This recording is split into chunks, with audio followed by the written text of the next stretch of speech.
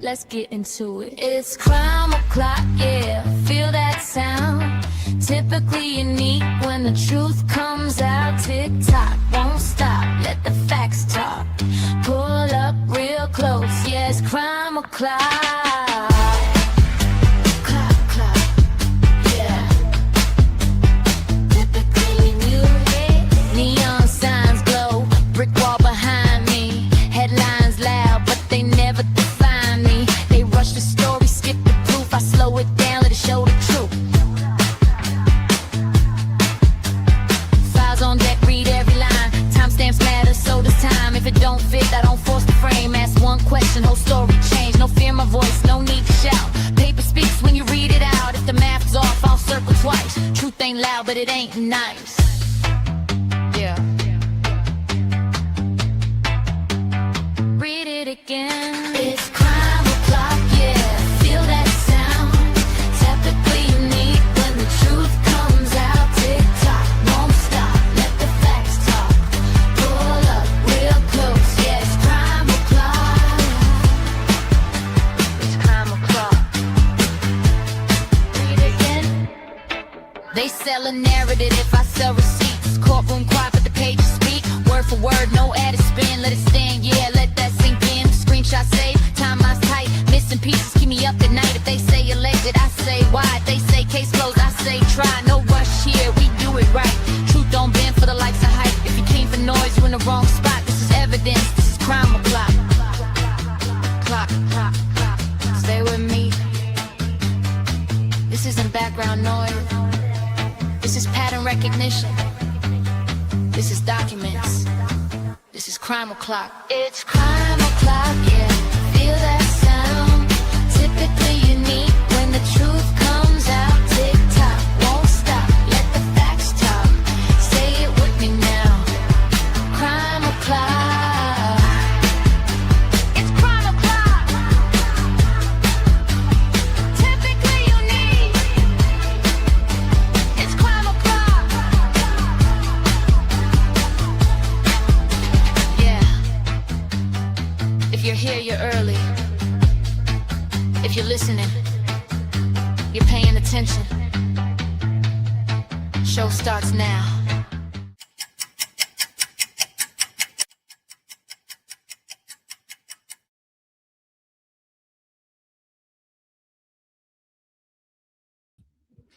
Welcome back to Crime O'Clock on Typically Unique. Hello, hello. Thank you for joining me today. Hello, pretty much Finland. Kathleen, happy Friday. Becca, hello, hello. I know Skull and everybody that's over watching him will be over in a little bit too. Hope everybody's having a great day. Ready for the weekend. I almost was awake for 24 hours yesterday. So I apologize for being late, but I don't even know how I woke up today. Perfect timing, gang, gang. I love that song you were playing at the end of your show, Skull. And Skull Mackay is about less than 50 subscribers away from that 1,000. So we got to get him back up there. So if you're joining and you are not subscribed to his channel, Skull, drop that link. You guys go over and please subscribe to him, watch his videos, hit the thumbs up. Hello, Buffalo Chick. Good morning. Yeah, I got to get back on my schedule. So Carlos travels for work sometimes, not a lot, but sometimes. So when he does, since I'm retired now, that's always been my goal and plan. I love to travel with him. And so we do that sometimes. And then when that happens, it throws me off my schedule because, you know, like Monday, we were in the car traveling, so I couldn't go live. And then when I do go live and I'm on location, you know, I don't like to announce it when it's happening. Of course, you guys probably understand that. So I'll tell you about it when I'm back home. So we got to go to where were we? St. Louis, Missouri, but we were on like a suburb of that. So we were in Chesterfield, and let me tell you, you knew you were in Chesterfield because everything there was Chesterfield this, Chesterfield that. uh Definitely like Bible Belt area. I could not believe as we were like heading into St. Louis, there was this gigantic cross, like metal cross that I have photos, took videos of us driving past St. Louis because of course we saw the arch. That was cool. We wanted to get on a portion of Route 66 just to drive it. You can get on it in Illinois and drive it towards St. Louis, but we never did that. We were just, you know how you are on a road trip and you're like, just get there and then just get home. So we bypassed the scenic route. Hello, Michelle. Hello, Jen. Great to see you. Jen, I was wondering, are you in our Discord? I'm going to drop the link in a little bit, but I'd love to chat with you. I know you have a lot of information. Yeah, I'm going to drop that for everybody because we're going to be talking about the new book that's going to be coming out, Broken Plea, and I am going to start a book club for that. So I already have a thread going or whatever you want to call it. There's a section of my Discord. We already started making predictions and asking questions. So there's a conversation going on in there. You can join. And I'm going to go over the book and the author a little bit. Hello, Kathleen Bell. Let me see.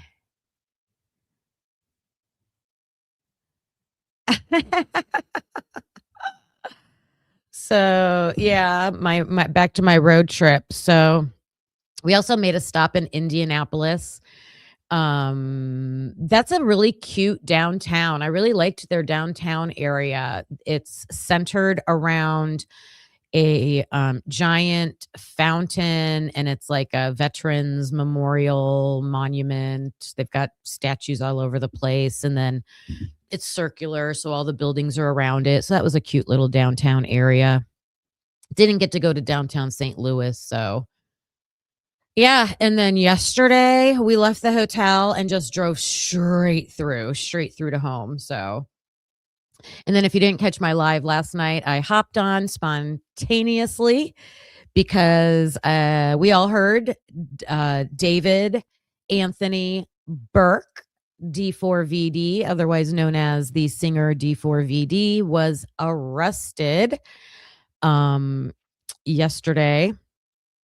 And so today I'm going to do a little bit of both, finding out more about this arrest and then also looking back on some information that has come out along the way that I did not get updated on, but it's very interesting. There was also something peculiar. So if you were on my live last night, I started to show a live from Ashley Banfield, and I'm pretty sure it was on her Drop Dead Serious channel. And then I kind of got squirreled. My brain was like malfunctioning last night because it was sleep deprived.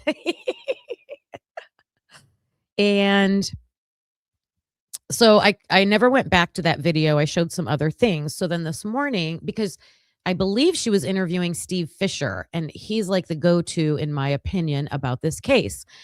I spent, and this is another reason why I'm a little late today, I spent all morning looking because Steve Fisher posted a tweet on Twitter, on X, and he said last night he was going to be live with Jesse Weber, and I believe he said on News Nation, okay?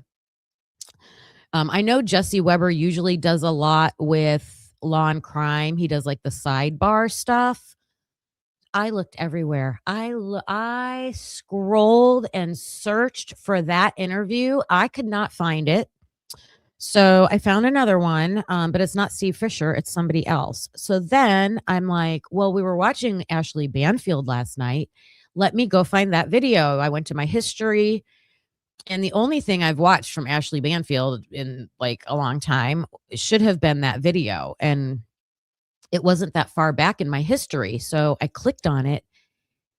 It was not even about D4VD. It was not even about David Burke. It was like there was no video to it. It was just her like thumbnail and audio. And it was audio from some, I don't even know, some other case.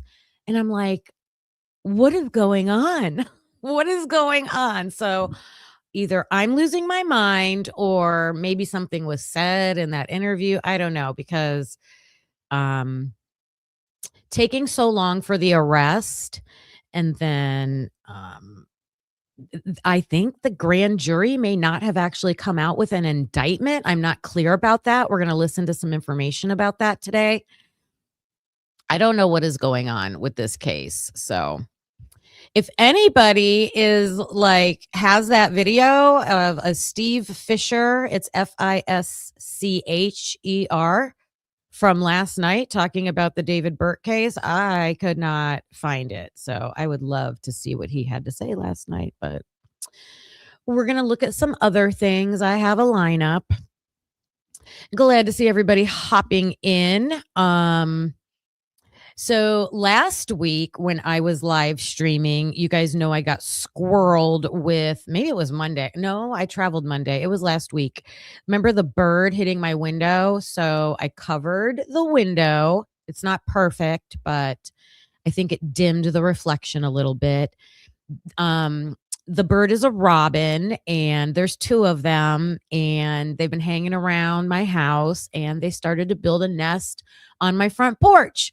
And I'm like, yes, because I just love watching these animals around my property, and I'll keep you updated on them.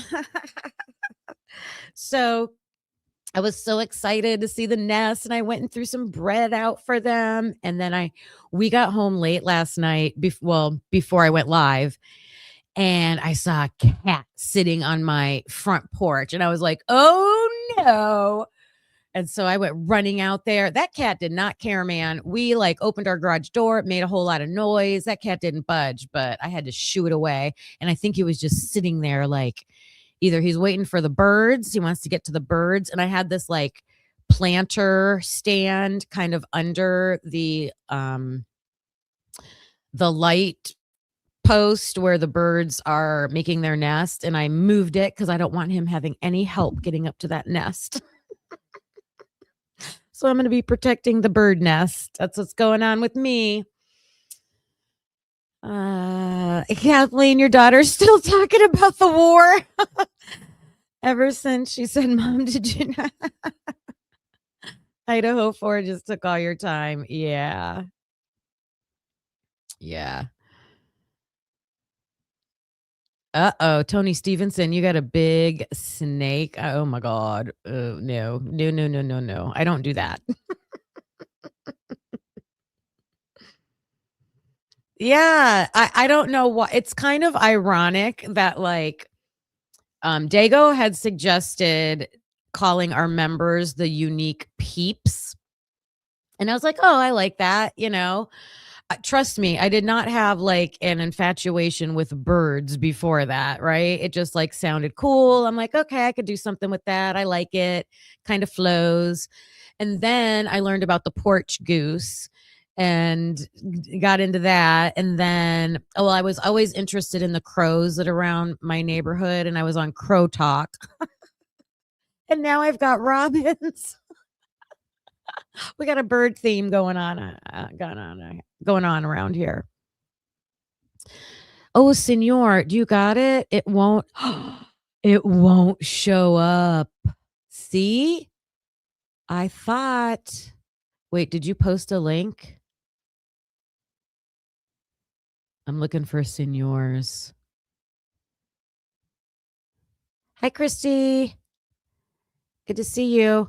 Senor, clarify for me. Did you find the link and it's not showing up?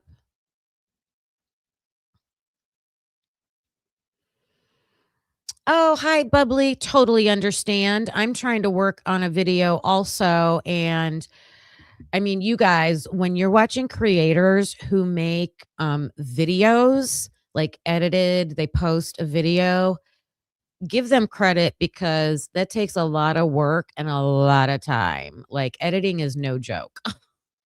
So appreciate the heck out of those. First post commented in your post on your page. Thank you.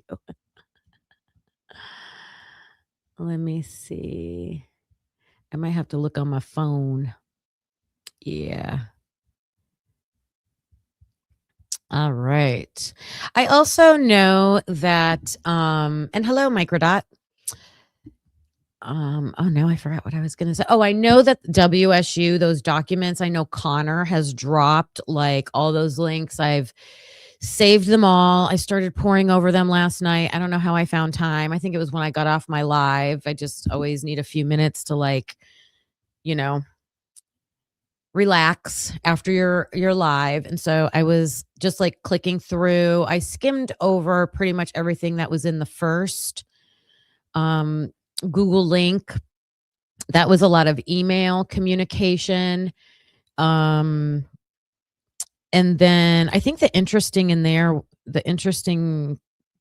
point that I saw in that was something about, was that the one that had the warrant for the apartment being before Brian was actually arrested or something? So that was interesting.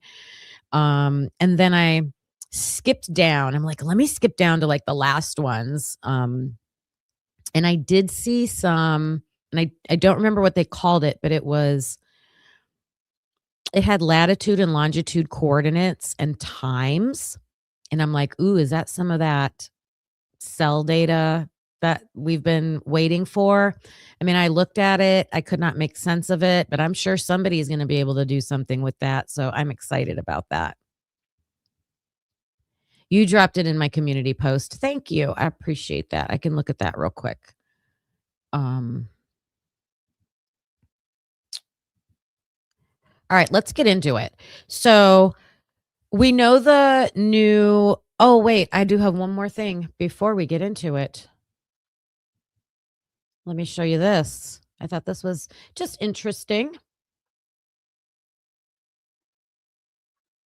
I think it is. There are now forums that are popping up with these This is Seagirl from Is the TikTok. tide turning in the Idaho 4 case towards BK? I think it is. There are now forums that are popping up with these topics which are being blocked.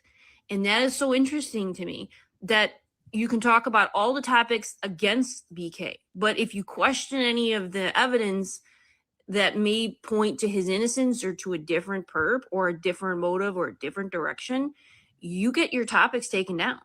Now, this forum on Reddit is interesting, and it's not after that like previous hearing.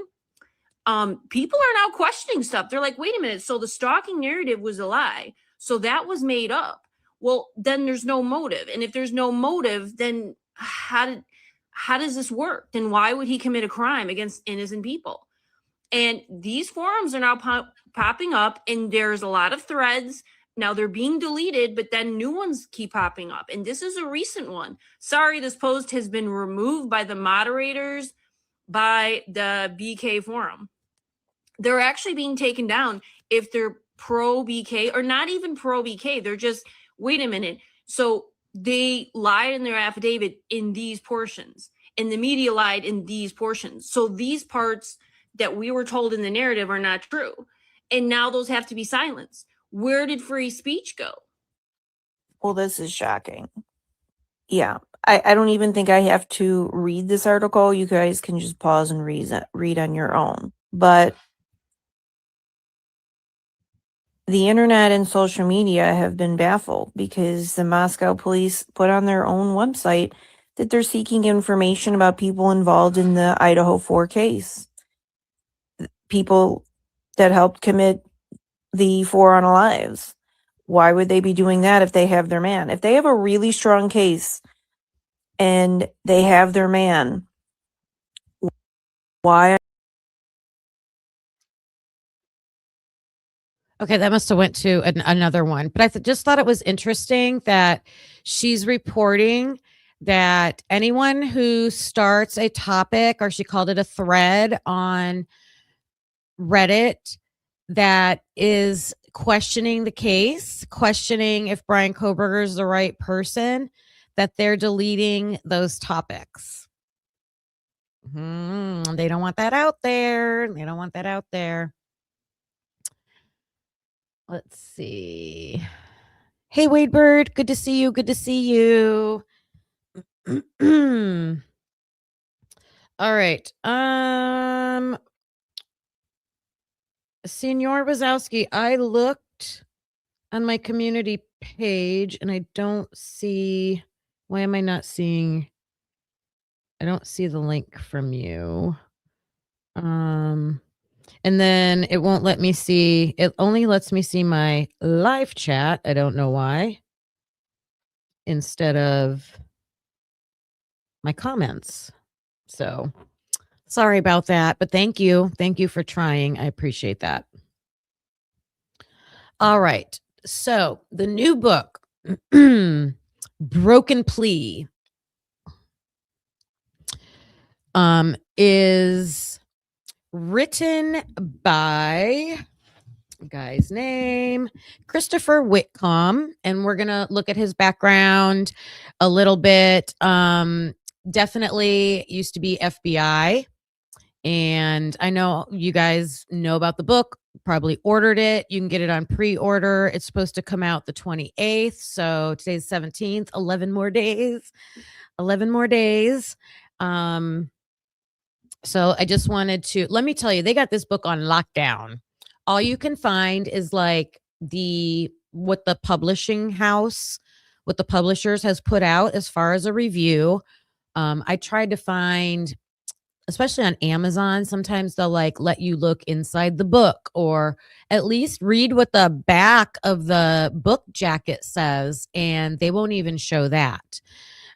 So we're just going to check out some of the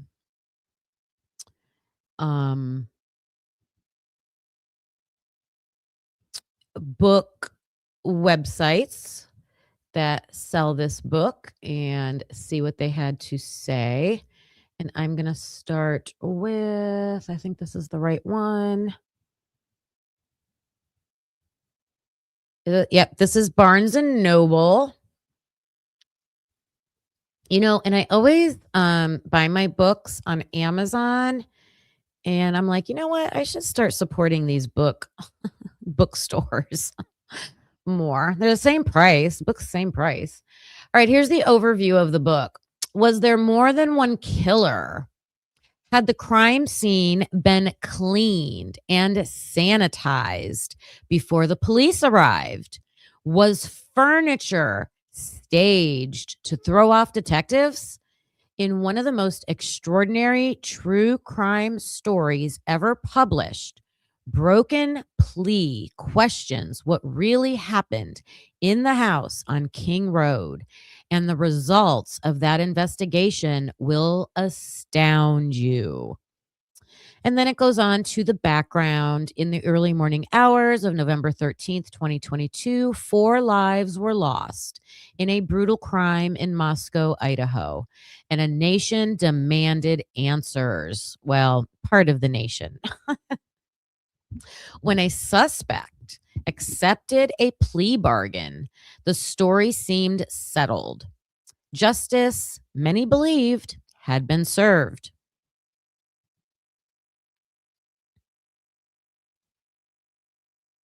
I had to make sure I wasn't muted right here. Broken Plea challenges that assumption, drawing on court records, investigative timelines, witness statements, and apparently overlooked inconsistencies. I think that's going to be the huge one. So we've all seen court records, right? So he's looking at those. Investigative timelines. Some YouTube creators on here have done a fabulous job narrowing down that timeline.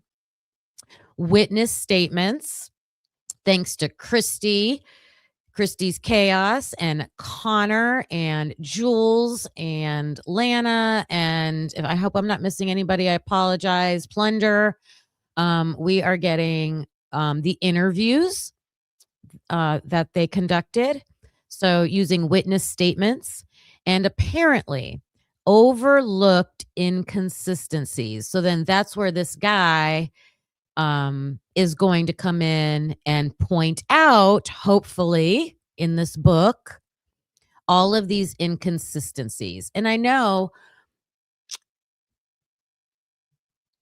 we have all been pointing them out for years, but no one wants to listen to just random Joe Schmo. You know, that's what they look at us as on YouTube. So I just hope that this person with, FBI credentials pointing these things out, maybe it will give it some weight and start getting this conversation in mainstream media. And more importantly, like just public pressure to really start looking into the investigation and what happened in this case, right? One thing I will point out, and I'm sorry for the interruption, I'm in the middle of a sentence of this overview, but one thing I will point out, I Googled all the I Googled this book, and I noticed that none of the mainstream news outlets, not ABC, not NBC, like none of them are even really noticing it, which I thought was interesting. So I think maybe the New York Times did. I'm not saying there weren't any, but not very many. So this meticulously researched expose examines how a rush to judgment may have shaped one of the most closely watched murder cases in recent memory. So I know this is a short overview, but if you really stop and analyze it, we can pick out some things here, right? So this guy in this book, I'm predicting that we can expect him to be pointing out all of the inconsistencies. Okay. So that's going to be awesome. He is also, it looks like his point of view is that there was a rush to judgment. Okay. So we've all been saying that. As the official narrative hardened, critical leads went unexplored. Hope he's going to talk about the untested DNA and other things. Oh my goodness. Wow. What if, I can only imagine what he might be diving into with that. What do you guys think? Critical leads. I mean, we know they were investigating Jack Showalter. We know that they were looking at Jack Decor. We know that there are other people on camera during the night, like that guy in the morning at 5 something at the 1330 Linda Lane dumpster camera by the street. That guy drives me crazy, the one that gets picked up. There's missing time from that. There's also a college student leaving his dorm room. It's reported in one of the Moscow Police Department documents. A college student leaving a dorm on campus many times, multiple times during the night, and changing his clothes, having a backpack, not having a backpack, having a black hat on, I believe, dark clothing. I mean, there are some. So I hope that those things are going to get pointed out. Is he going to talk about the drug theory? There's a lot of unexplored, right? What about that car in Eugene, Oregon? I always say Oregon, Oregon. All of those unexplored topics. Let me know in the chat right now. What else? What am I missing that went unexplored? Contradictory evidence. contradictory evidence. Is that going to be from witness statements? Right? We've got lots of contradictory evidence when we look at some of those interviews. And he's saying that contradictory evidence was minimized, right? So they saw it, they noticed it, but then they just didn't, not a big deal. Not a big deal. And alternative explanations faded from view. And so that's where, they control, I say they, like the prosecution, controlled the public narrative, they controlled what information got put out to the public. They made statements along the way, right? So then anything that was questionable, they just kind of, we're not going to comment on that. Also from the police agency. This book does not claim certainty where none exists. I thought this was an important statement. This book does not claim certainty where none exists. So how do you guys interpret that comment? That to me is like they haven't proven anything. No one can be certain because in this investigation, I think my opinion is they stopped short of being certain, and I think that's what that statement means. Instead, it asks the questions that were never fully pursued. What happens when pressure to close a case outweighs the search for truth? And that was the title of the live that I did Wednesday. Win at any cost.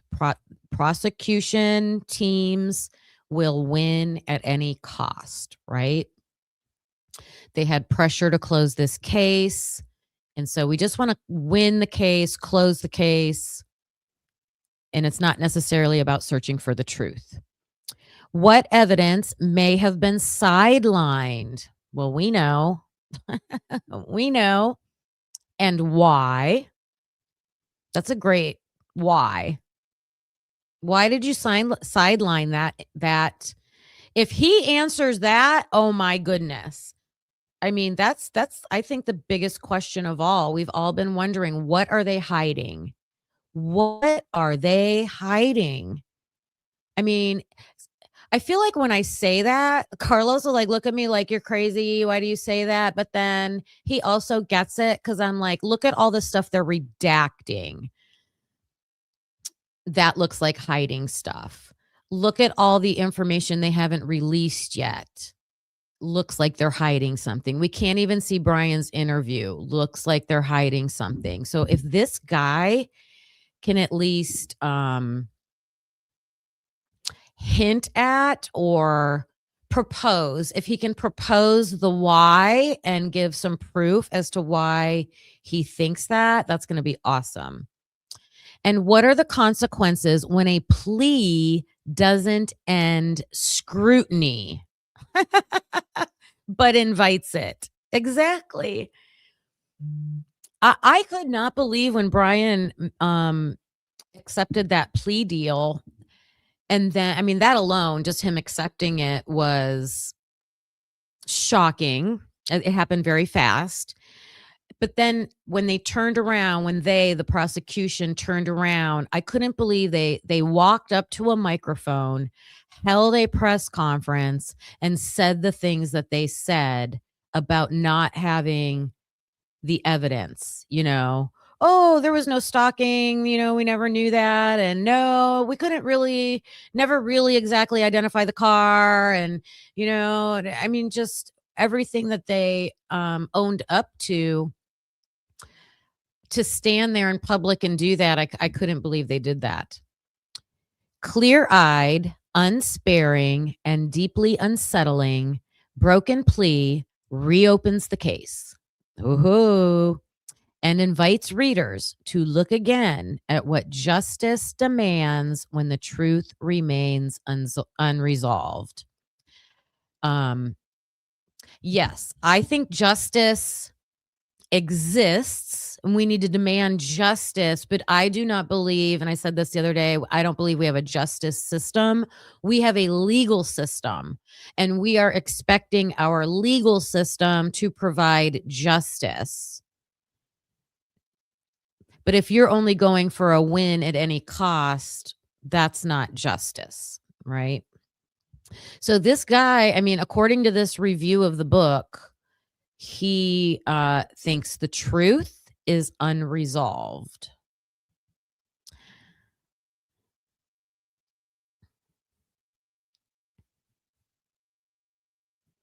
Let me see some of your comments. Wade Bird says he must be seeing the YouTubers day in and day out, right? Right. Even the attorney complained to Meghan Marshall at that first injunction. They seem to think he's innocent. Yeah, check your police department. Absolutely. Exactly. And, Carlos says that too. So Carlos and I are on different ideas about his guilt and innocence, but we do agree. Carlos agrees, if you have the right guy that he thinks, release everything, and I'm like, hey, if, you're trying to say you got the right guy, I don't think you do. Release everything. And why is it got to be redacted? I about lost it when I watched one of those interviews with the Sigma Chi fraternity brothers. It was one of the most recent ones, maybe that John Felon, I think was his name. I'm not sure. They redacted the question they asked him. Like, how can you redact the question? Unbelievable. And then this might be a little spoiler alert if you haven't listened to Brian's father's voicemail message that he left with WSU. They put his whole phone number out there, no redactions. And I think even his address, right? There was not one redaction in that message. Not one. And that's personal information. And I feel personal information should be redacted. That's the only thing you should be redacting. They didn't even give it a thought. We don't care. Just put it out there. Just put it out there. I hope that's not still his real number. I mean, oh my gosh. Yep. We have our man. Yep. We still haven't heard Blaker's interview with Josie. Ooh. And that's another thing. Their audio is horrible. Horrible. Like that one interview with Lana had it. Who was that interview? It was so hard to hear. It was so hard to hear. I think they do it on purpose. Like, come on, we're in 2026. Hello, do you need microphone recommendations and sound equipment recommendations? I know like 50 people on here on YouTube that could tell you what kind of equipment to use for audio. Do you need to fly us out to Moscow to set up your audio equipment for you so you could do some better sound quality interviews? Yes, senor. They released Josie's interview with no audio. Oh my God, we need a list of this stuff. That's crazy. Good morning, Lucy. I keep saying good morning. It's like almost 1:00 in the afternoon here. They redacted the student's name that called about not wanting her daughter to return. I heard that message also. Now I'm talking about the WSU files that were released. One of them was a recorded phone call from a mother And bendito, we say bendito in Spanish when it's like, poor baby, that mom was like, I don't feel safe and I don't want my daughter. And that was the first time that I was kind of like, wow, yeah, you're in the middle of a school year. Your daughters and sons have leases at these universities. And if you're making the decision, we're not going back. If you're in an off-campus house, which it sounded like her daughter was, how do you were the landlords letting students break their leases at that time, back at that time? That's an interesting question. How did they handle that, I wonder? Microdot says, Bill Thompson comment at press conference. We gave this case closure. In a sense, it would not be realized otherwise. We gave this case closure. In a sense, it would not be realized otherwise. It doesn't make sense. It doesn't make sense. Oh, crazy. All right, I'm going to get some more information about this book. I'm so excited about it. Let me show you this right here. I think this is safe to show. When you come into my Discord, it says all peeps. That's where we just talk. And then there's a book club tab. And then underneath the book club tab, I started like a forum discussion. So if you would like to come on in, I'm going to drop this for you.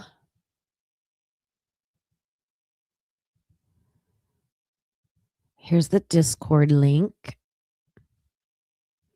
We're going to have to move fast when that book comes, though. I'm going to try to read it all that night. What are your guys' plans? You're going to try to read the book all night? All right, here's the author, Christopher Whitcomb. He's a writer. He's an entrepreneur. And he's a former FBI hostage rescue team sniper. Ooh, they should have used him with Brent Kopacka. Maybe that would have ended differently. With operational experience in more than 30 countries. He is the best-selling author of Cold Zero, Inside the FBI Hostage Rescue Team, and the novels Black and White. Oh, he must have a novel called Black, and then he must have a novel called White. He has written for numerous publications and studies, including the New York Times, GQ, Netflix, CBS Films, and HBO. He has a bachelor's degree from Hamilton College and a master's degree from the University of Virginia. He also has YouTube videos talking about many different topics and sharing different cases. I bookmarked one that he was talking about. It was a topic that we're always interested in. Oh, I can't. It'll come to me. I'll share it with you when it comes to me. His last name is... Where'd it go? WHIT and then comb, like comb your hair, COMB. Whitcomb. All right, so that's what Barnes & Noble had to say. And then Amazon has the same exact summary review of the book. They have some interesting graphics. I'm not sharing, sorry. So it says, a chilling look at the Idaho murders, what was missed, what happens when pressure to close a case outweighs the search of truth. I love that they're advertising it this way. What evidence may have been sidelined and why? What are the consequences when a plea doesn't end scrutiny but invites it? Maybe this is the back of the book. Usually the back of the book will have like, they'll tease it a little bit with maybe like a part of the book or a little summary of the book. This just says broken plea reopens the case that gripped the nation and invites readers to look again at what justice demands when the truth remains unresolved. And then this, did this have different? Nope, same information. I thought this had different information. Oh, the book is 448 pages. Okay. 448 pages. All right. And then the last thing about the book is there was a People magazine article that had a little bit more information in it. Okay. And hello and welcome everybody who's joining in. Please take a moment and hit that like button if you would. Subscribe if you haven't. I appreciate that.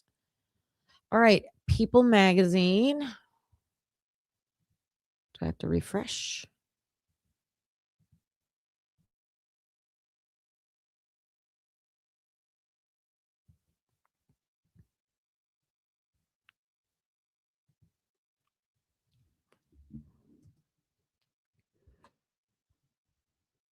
I've had this saved for too long. I want to make sure I had all my tabs ready to go, open, and now it wants me to verify I'm human.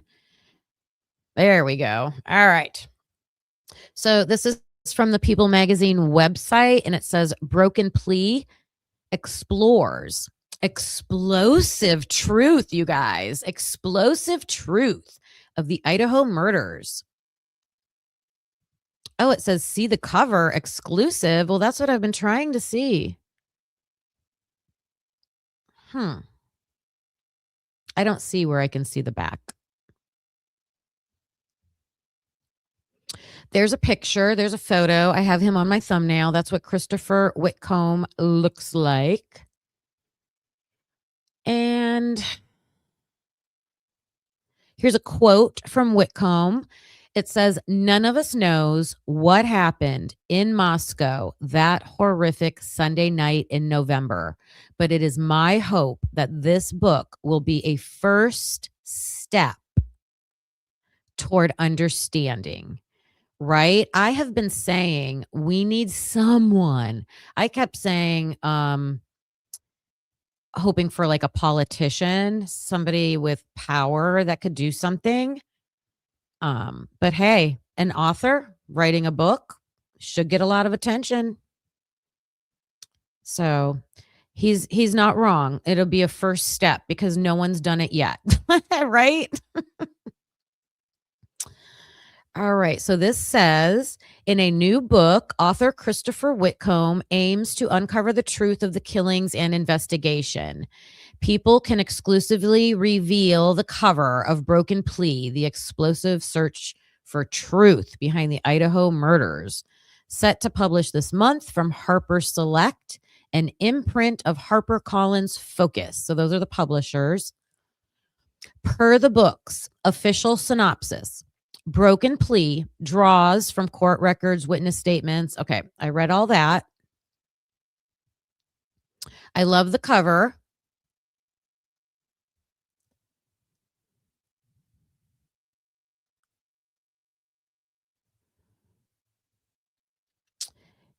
This is all the same information that Barnes and Noble had. So that's why I was saying like they really controlled the narrative, the publishing company. But this has just a little bit more. Okay, it looks like they spoke to Whitcomb. Okay, so they spoke to him. And here's what he said. This book is one of the most complex and compelling projects I've ever undertaken.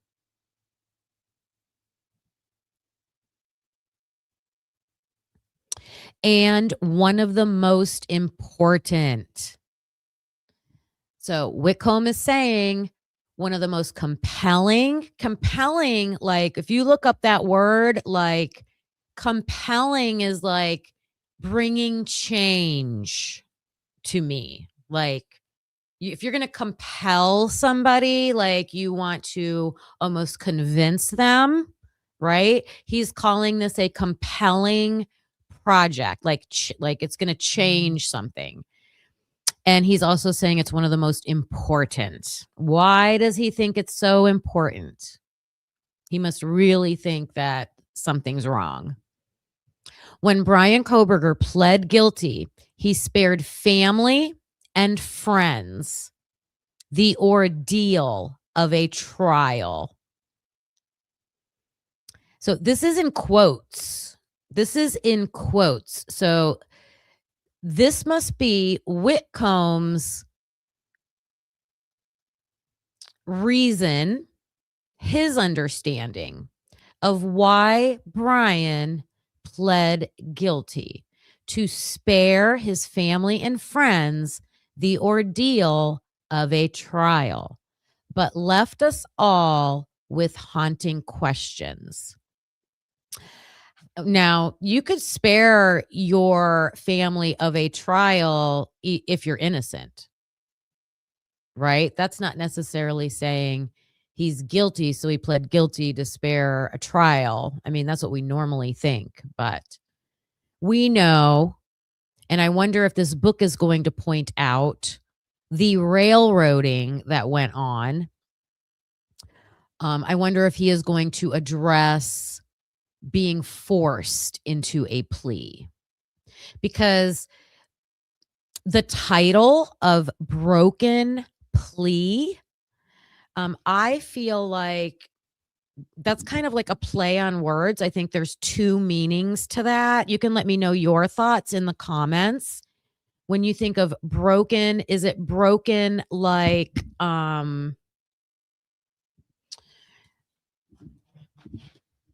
is it broken like not whole? It's like it's a bad plea. It's a horrible plea. It's a broken plea. It's not a good plea. Broken that way. Like that was my first take of it. And then is he hinting at it's going to be broken, like severed, like undone eventually? Like, I think that's kind of a play on words. What do you guys think?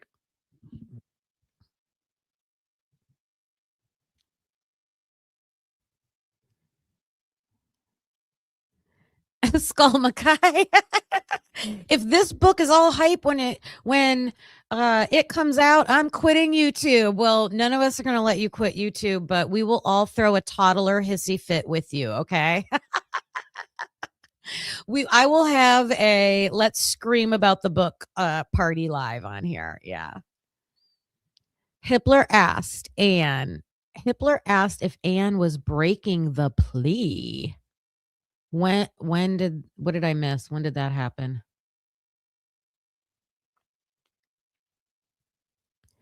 Yes, Tony. It does say when Kohberger refused allocution. I wonder if that was Whitcomb's actual words, or did the magazine write it their way? I don't know. Hi, Amy Conway. Hello. All right, let me go back to this. Okay, so he left us all with haunting questions. How did one man break into 1122 King Road in the middle of the night, violently murder 4 young college students in less than 5 minutes, and escape? And you guys, someone just sent me another case where something like this, similar, not exactly similar, happened. And I think I will cover it next week.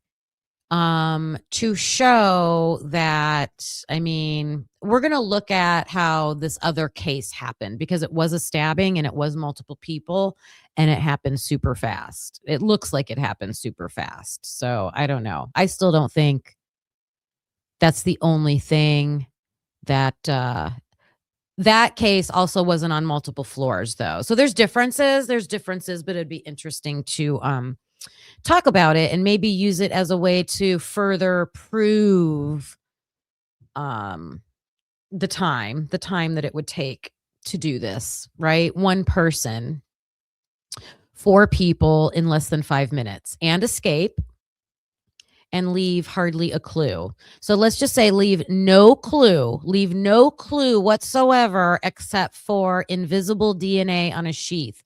That's how I refer to it. I refer to it as invisible DNA on a sheath. And they miraculously found that invisible DNA and chose to take that through the IgG process instead of looking at a sheath that had visible blood stains on it, even though they were tiny, and getting DNA. They couldn't get a really good sample from blood on that sheath. I refuse to believe that. They're scientists. They know how to do that. But they got a really good sample from something invisible. Just that's reasonable logic. Like, think of that logic. I don't think we put enough emphasis on just that part alone. We found, first of all, just finding invisible DNA, and it was a robust sample. But then we have at least 3 or 4 other blood stains on that sheath, because there's 1.2, 1.3, 1.4, and 1.5.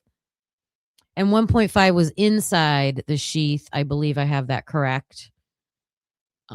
You have a substance, a blood substance, and you could not get a good, robust sample with all of your equipment and all of your expertise. Okay. That was my little rant.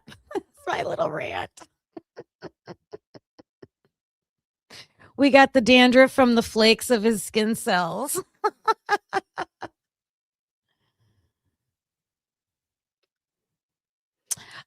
Jessie Lynn, we're going to find a way to get you that book. I'm going to find a way to get you that book, girl. Even if it's audio, do you have a way to listen on audio?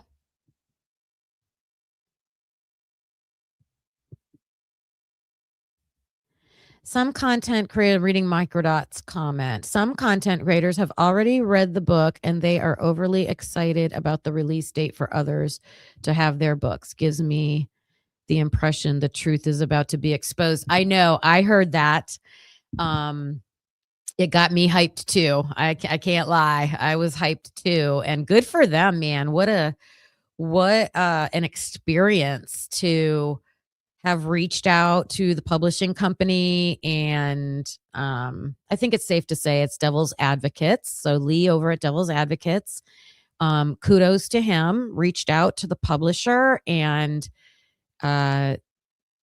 got an upcoming interview with the author and early access to the book. And yeah, that's amazing. Well, you're not allowed to do that. Because trust me, if you were allowed to read books online, I would be blowing up as a children's author reader on YouTube right now. But you're not allowed to do that. Yes, Birdie is also having the author on also. Yep, give credit to those channels for sure. Thanks, Third Apache, for reminding me about that.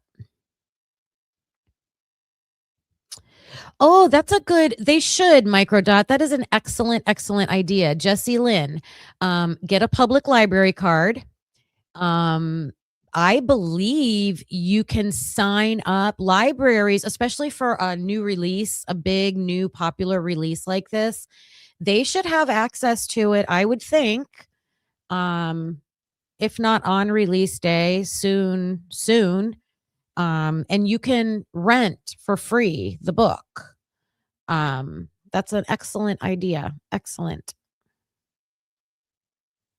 He read his book? Did he have to get permission?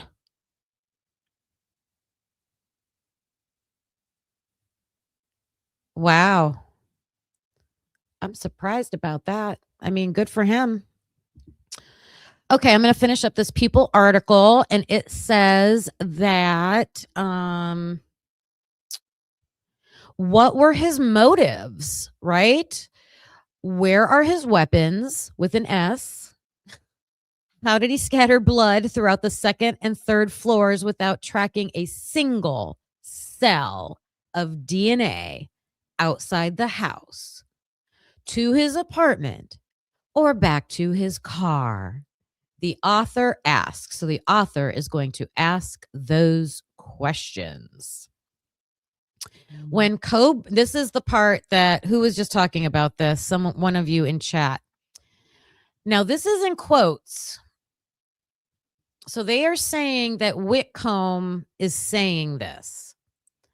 When Kohberger refused allocution and disappeared into a life behind bars, he took the answers with him.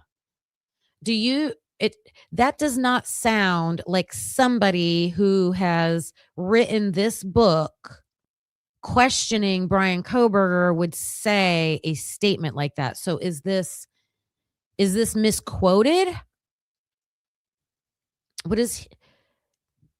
Because the judge admitted that he did not ask Brian to allocute. We know that. So this isn't even a fact.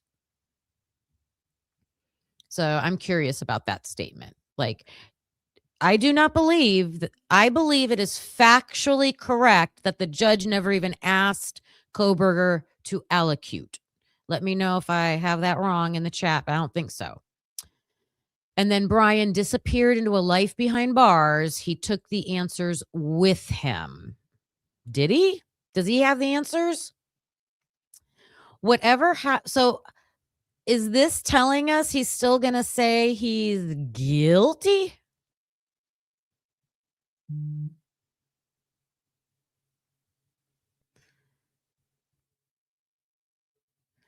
Okay, Jessie Lynn. Check into your local library and see if they will be getting the released book, like the physical book. They might already have it. Who knows? Like those publishers aren't going to play around. They want that book out into the public. I don't know how it works with libraries. Do they wait until they make it accessible at a library? I wouldn't think so. But I would check, see if you can like be the first to like get it on hold, and then you can get it right away.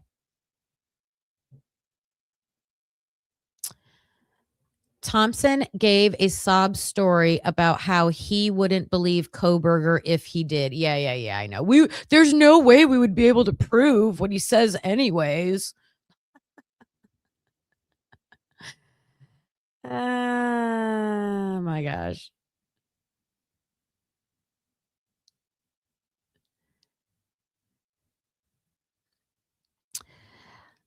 Whatever happened that terrible Sunday morning at 1122 King Road will never be revealed through a slow drip of FOIA requests. Yeah, because that's the only way anything's coming out, is because people are paying hundreds, if not thousands of dollars for this public information, which is so ridiculous. There should be like a class action lawsuit about that. And police disclosures. No, that's not happening. The police haven't dropped anything in a long time. If we want to find truth, we must look deeper into what the files reveal about Brian Koberger's unexplained plea. It's going to be interesting.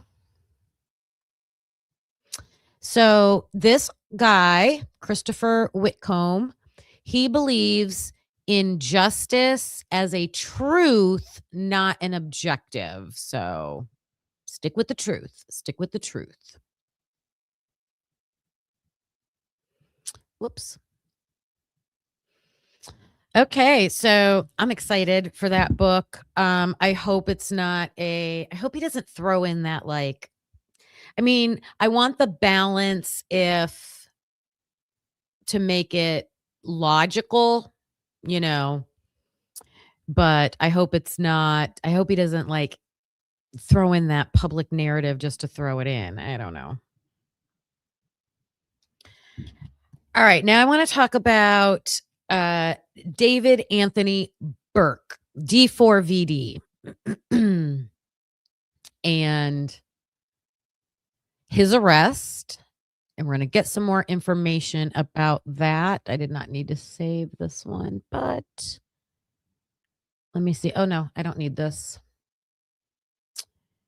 We want this. All right. So first of all, TMZ just did a little update a few minutes ago. Well, before I went live.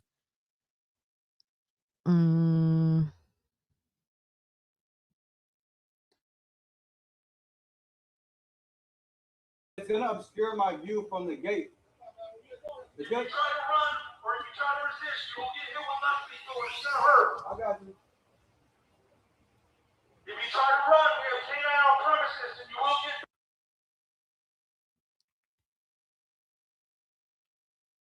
You guys, who does TMZ pay? Who does? TMZ is everywhere, man. TMZ is everywhere. Oh, look at that super chat. Hey, Jen. If we can determine the book is fair and open, I wouldn't mind helping with a giveaway. I think you can also gift through Audible. Oh, okay. Yeah, I thought about doing that giveaway also. I know, but that book, the physical book is so expensive. But I do definitely want to do something like that. I appreciate you. Oh, I will use this. All right, you guys. So $5 towards a book giveaway. I got $5 towards a book giveaway. All right. I love that. I love that. I will set that money aside.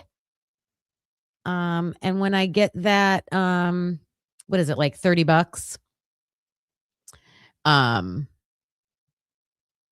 I will order a second copy. Yeah, awesome. You know what I'll do? How can I do that? I send gifts all the time from Amazon to because my sister lives a couple hours away from me.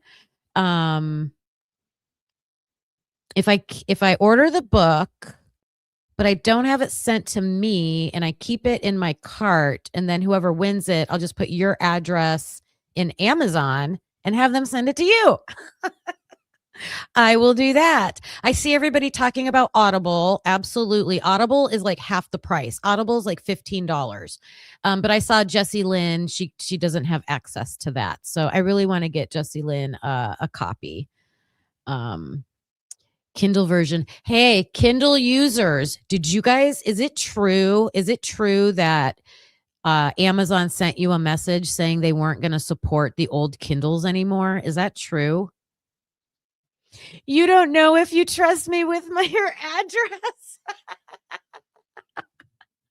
Hey, I understand, but I would never do anything, but we would work something out. You can send me a post office box or something.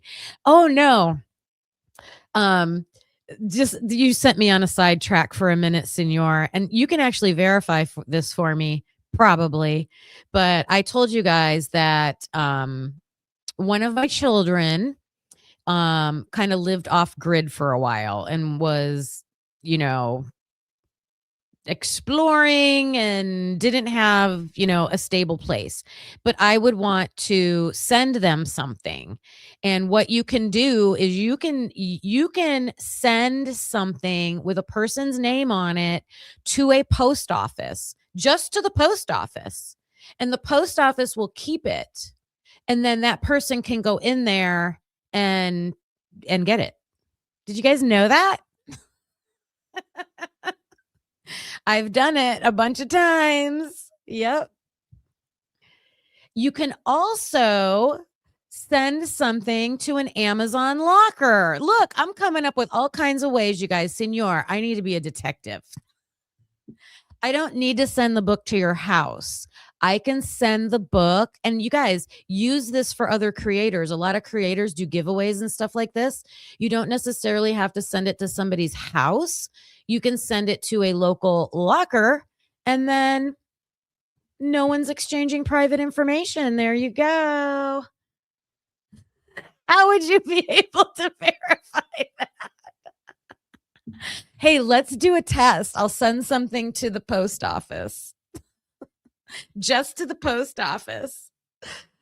Oh my God. That's funny.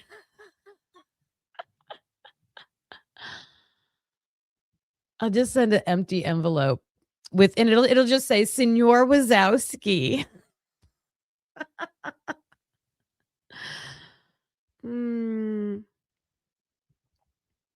That's funny. I know it is easier to do it that way. It is easier to do it that way. But I'm telling you, I use those lockers and I had no problems. I was the sender. I wasn't the receiver, though. All right, let's continue on talking about David. Oh, this is the arrest video. So this is the police showing up to apparently, good old David Anthony Burke was still hanging out in Hollywood. I thought he was like long gone. I kept saying, oh, he's probably on an island somewhere, right?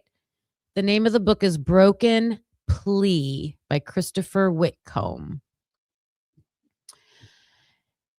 He was in Hollywood, I think, renting or staying in another rental nearby, by the way. I don't think it was too far away. And this is the police showing up, okay, to arrest him. TMZ, man, they're amazing getting all this footage. It's going to obscure my view from the gate. It's good. If you try to run or if you try to resist, you will get hit with left feet or it's going to hurt. I got you. If you try to run, we have K9 on premises and you will get bit. I got you. All right, so the gate is locked. Do I open the gate? Sir? Open the gate.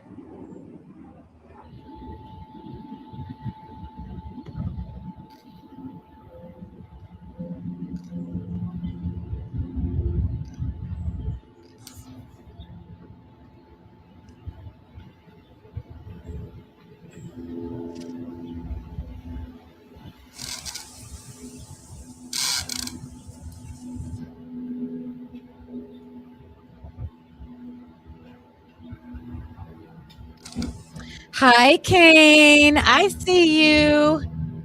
Actually, I did not see any of your previous comments.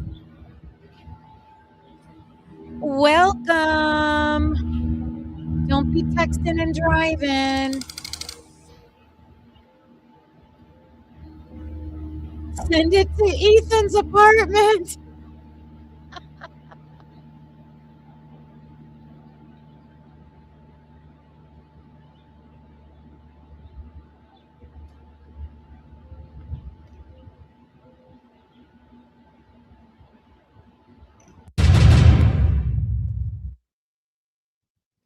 Okay, so I just let it play. Nancy Guthrie was reported missing.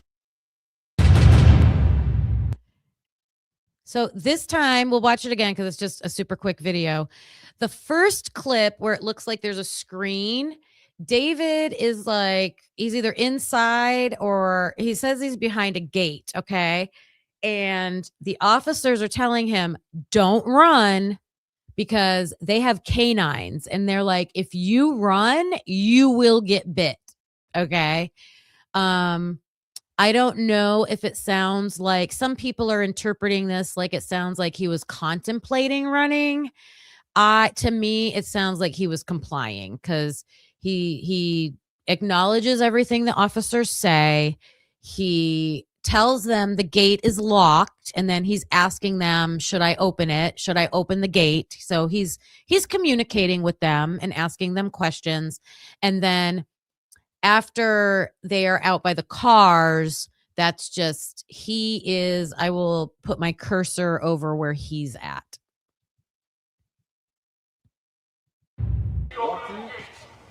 Look, it's gonna obscure my view from the gate. It's good. If you try to run or if you try to resist, you will get hit with mouthpiece doors. It's gonna hurt. I got you.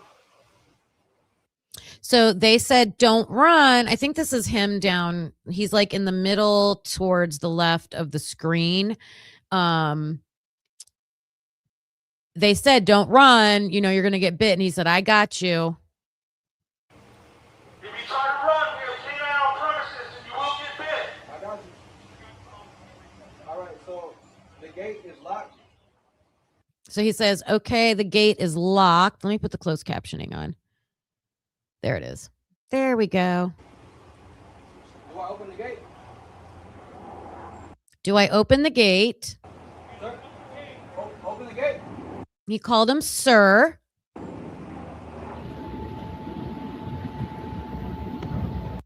And then here they are putting his hands behind his back. His back's a little arched. Looks like he has a dark t-shirt, light gray kind of pants on, and they are cuffing him, it looks like.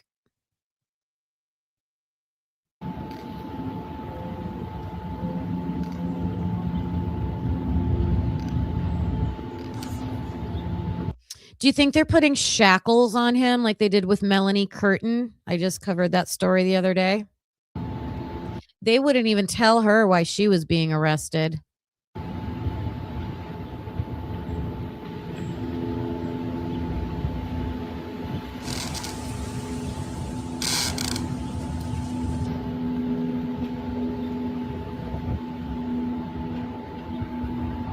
Okay, you can see him walking now. So probably walking towards one of these vehicles.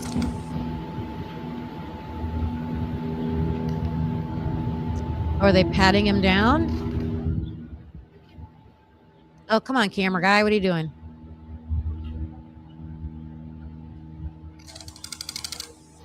What is that officer doing?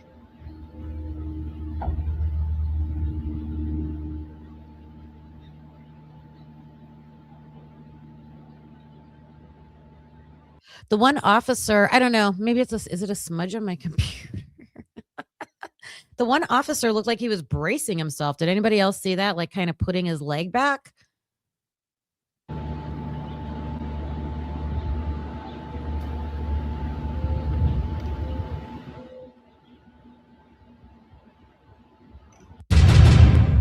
All right, that's all we get. Or that's all that was on that clip. There's a doorbell cam of them walking him. I thought because I clipped 2 of the shorts. I know there's been shorts that were released. I got 2 of them. I thought there was a 3rd one, but I didn't grab that one. Thank you for telling me that. Who can't spell?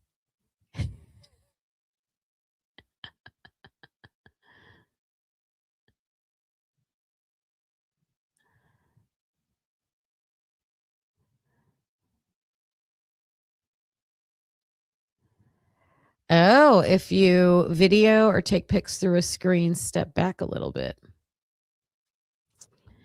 All right. So then we have, oh, this is crazy, you guys.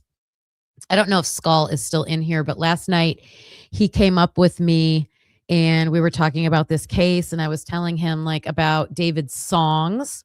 and I was telling him about his alter ego. Good morning, karmic retribution. Good morning. Happy Friday. And I found a video. It's an anime video, and it's from David, and I'm going to play it without sound because I don't want, any issues with the music, but I'm going to put the captions on. And what's important about it anyways is the visual. So you will clearly see him as two different characters because David has made his own mini documentary. Excuse me. In that documentary, he talks about an alter ego. And in that alter ego, there's crimes involved. And this is going to show that. And then there's also a girl that he talks about in this. So I couldn't believe when I saw this. Crazy.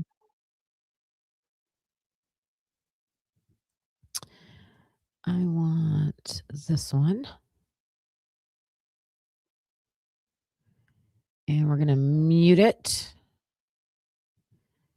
And we are going to put on closed captioning.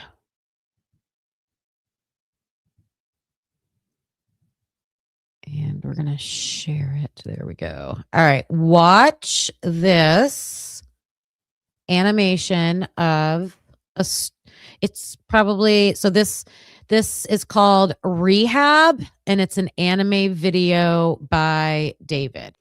She fell in love with the devil again. So here comes the girl, and he was talking about right here is how he would appear on stage, I believe. Like this was like his stage presence. He's going to battle. He does battle himself. It's his alter ego.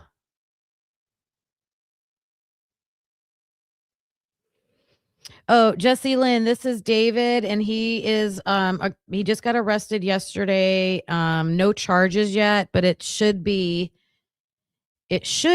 for the murder of Celeste Rivas Hernandez. That's what it should be.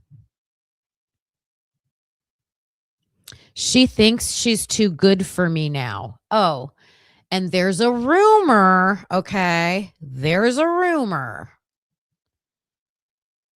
Probably people are speculating, like, why would he do this to her? Like, why? If it wasn't an accident, why would he want to kill this girl that he had been hanging out with and seeming to have a relationship with? She was underage. He was over 18. So she was 12 or 13 when they started talking, and he would have been probably around 16, 17 when they started talking, but then turned 18. Or maybe 18 when she was 13. But people are speculating that she found out that there was another girl. So we're going to look at information about that in a minute too, that there is another girl underage, and I don't think they knew about each other, but I think Celeste, one of the speculations is, did Celeste find out and threaten, because she's going to get mad, threaten to out him for being with underage girls? Because there is a clip of her saying that on Twitch. I saw it. I don't have it saved or lined up for today. I forgot about that. I'm sorry. But would that be a reason? Would that be a motive? You got to think of a motive. Right here, look. So they just showed his alter ego. So the first part of the song is kind of like the bad guy, right? And now here comes, what is this, a guru? This guy. And then he's telling David, You must find him before it's too late. So David talks about having to solve his own. He has to solve whatever his alter ego did. Oh my gosh. Oh my gosh. This is really graphic, you guys. I'm sorry. I'm sorry. Sorry. This is depicting some injuries. Warning, warning. There are some injuries. Let me put this up. So if you do not like to see graphic, they are cartoonish though. They are not real life. They are cartoon. Wait a minute. Cartoon images of injuries. It's important. I feel this is important because we just saw an image of something that actually happened to her. And he was putting that in a song and video. It's crazy.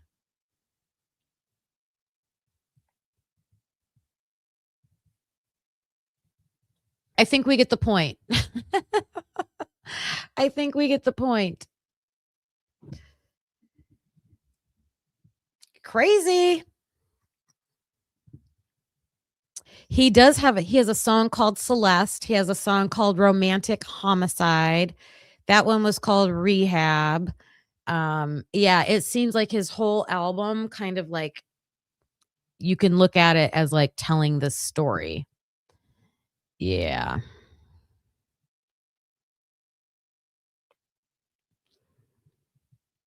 Are you talking about what she was last seen wearing? I think the medical examiner said, was it a yellow? No, it was a white tube top, black leggings, and a yellow metal bracelet, I think. The other thing was the shoes. Her parents said the last time they saw her, she had Hello Kitty sandals on, and there's some footage that we're going to look at that shows she has Hello Kitty sandals on, but that is not what the medical examiner said that she had that she was found in when they found her body. Not those shoes. Oh, the cartoon chick. Yeah. Yeah. Yep. Crazy.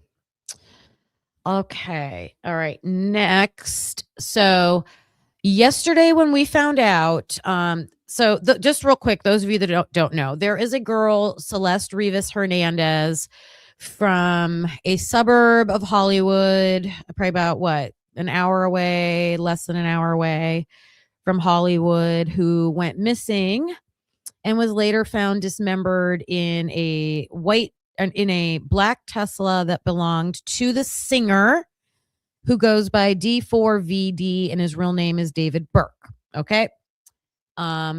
She was found September 8th, 2025. And here we are in April of 2026. And an arrest was just made yesterday of David Burke, who appears to have been dating, having a relationship with Celeste.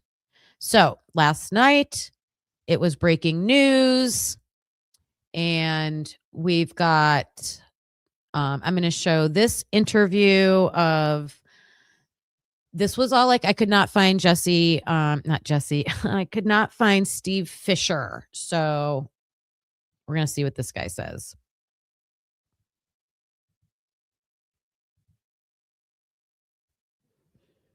Oh, I think I'm muted. According to the LAPD, we are following major breaking news tonight. Singer David has been arrested in connection to the murder of 14-year-old Celeste Rivas. Okay, so on the screen right here, this is a tweet it's called SF Investigates. So if you want to find him on Twitter, SF Investigates. And he says, finally, Hashtag D4VD has been arrested for the murder of Celeste Rivas Hernandez. It appears he was not indicted, but rather arrested by the LAPD, and charges will be sent to the DA by Monday for formal charging. And then he just put more to come.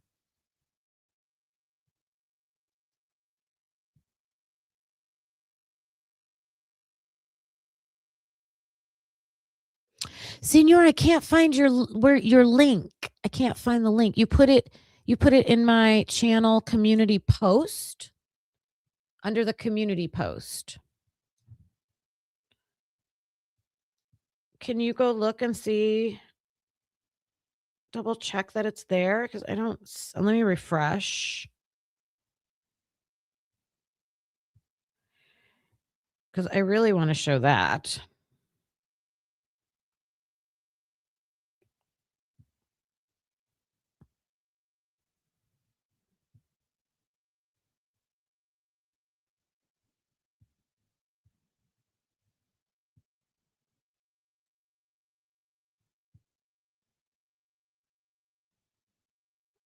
I don't see it. I don't see it. The first post, it doesn't have any comments. My first post is not showing me any comments.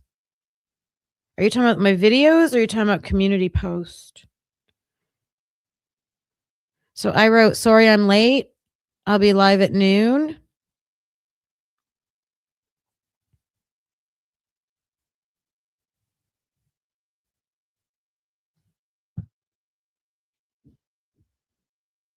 When was this video posted? Last night? 14 hours ago. And this is Chris Stewart. The interviewer is Chris Stewart. Okay. 14 hours ago. According to the LAPD, this is a case that stretches back more than 2 years to when she was last seen alive. Her decomposed body found in the trunk of David's Tesla late last year. We're on the case presented by Law and Crime. I'm Chris Stewart.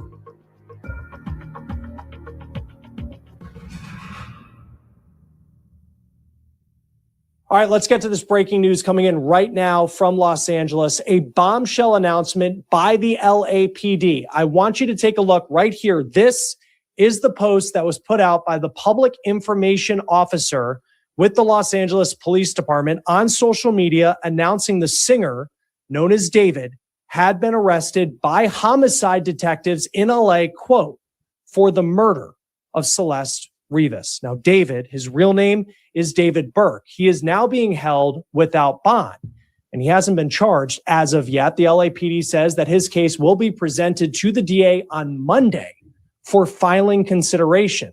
We're going to go over the process here in just a moment. This is a case that has taken months to get to this point. I know so many of you have been following this, and now it seems like the next step, a major step, is still something that's going to take some time before we learn a lot of information about this case. And we'll be talking to former federal prosecutor Nima Rahmani about that here in just a moment. But as we focus now on this announcement, it may feel like a long time coming, because David was announced as a suspect in November of 2025. Now, before we get into what will happen next, I do want to get you up to speed on this case, because it is one that has been going on in some ways months, in other ways years. According to the LAPD, this all started in September of 2025, and that is when officers responded to an impounded lot in Hollywood after there were reports of a foul odor coming from a vehicle, a Tesla.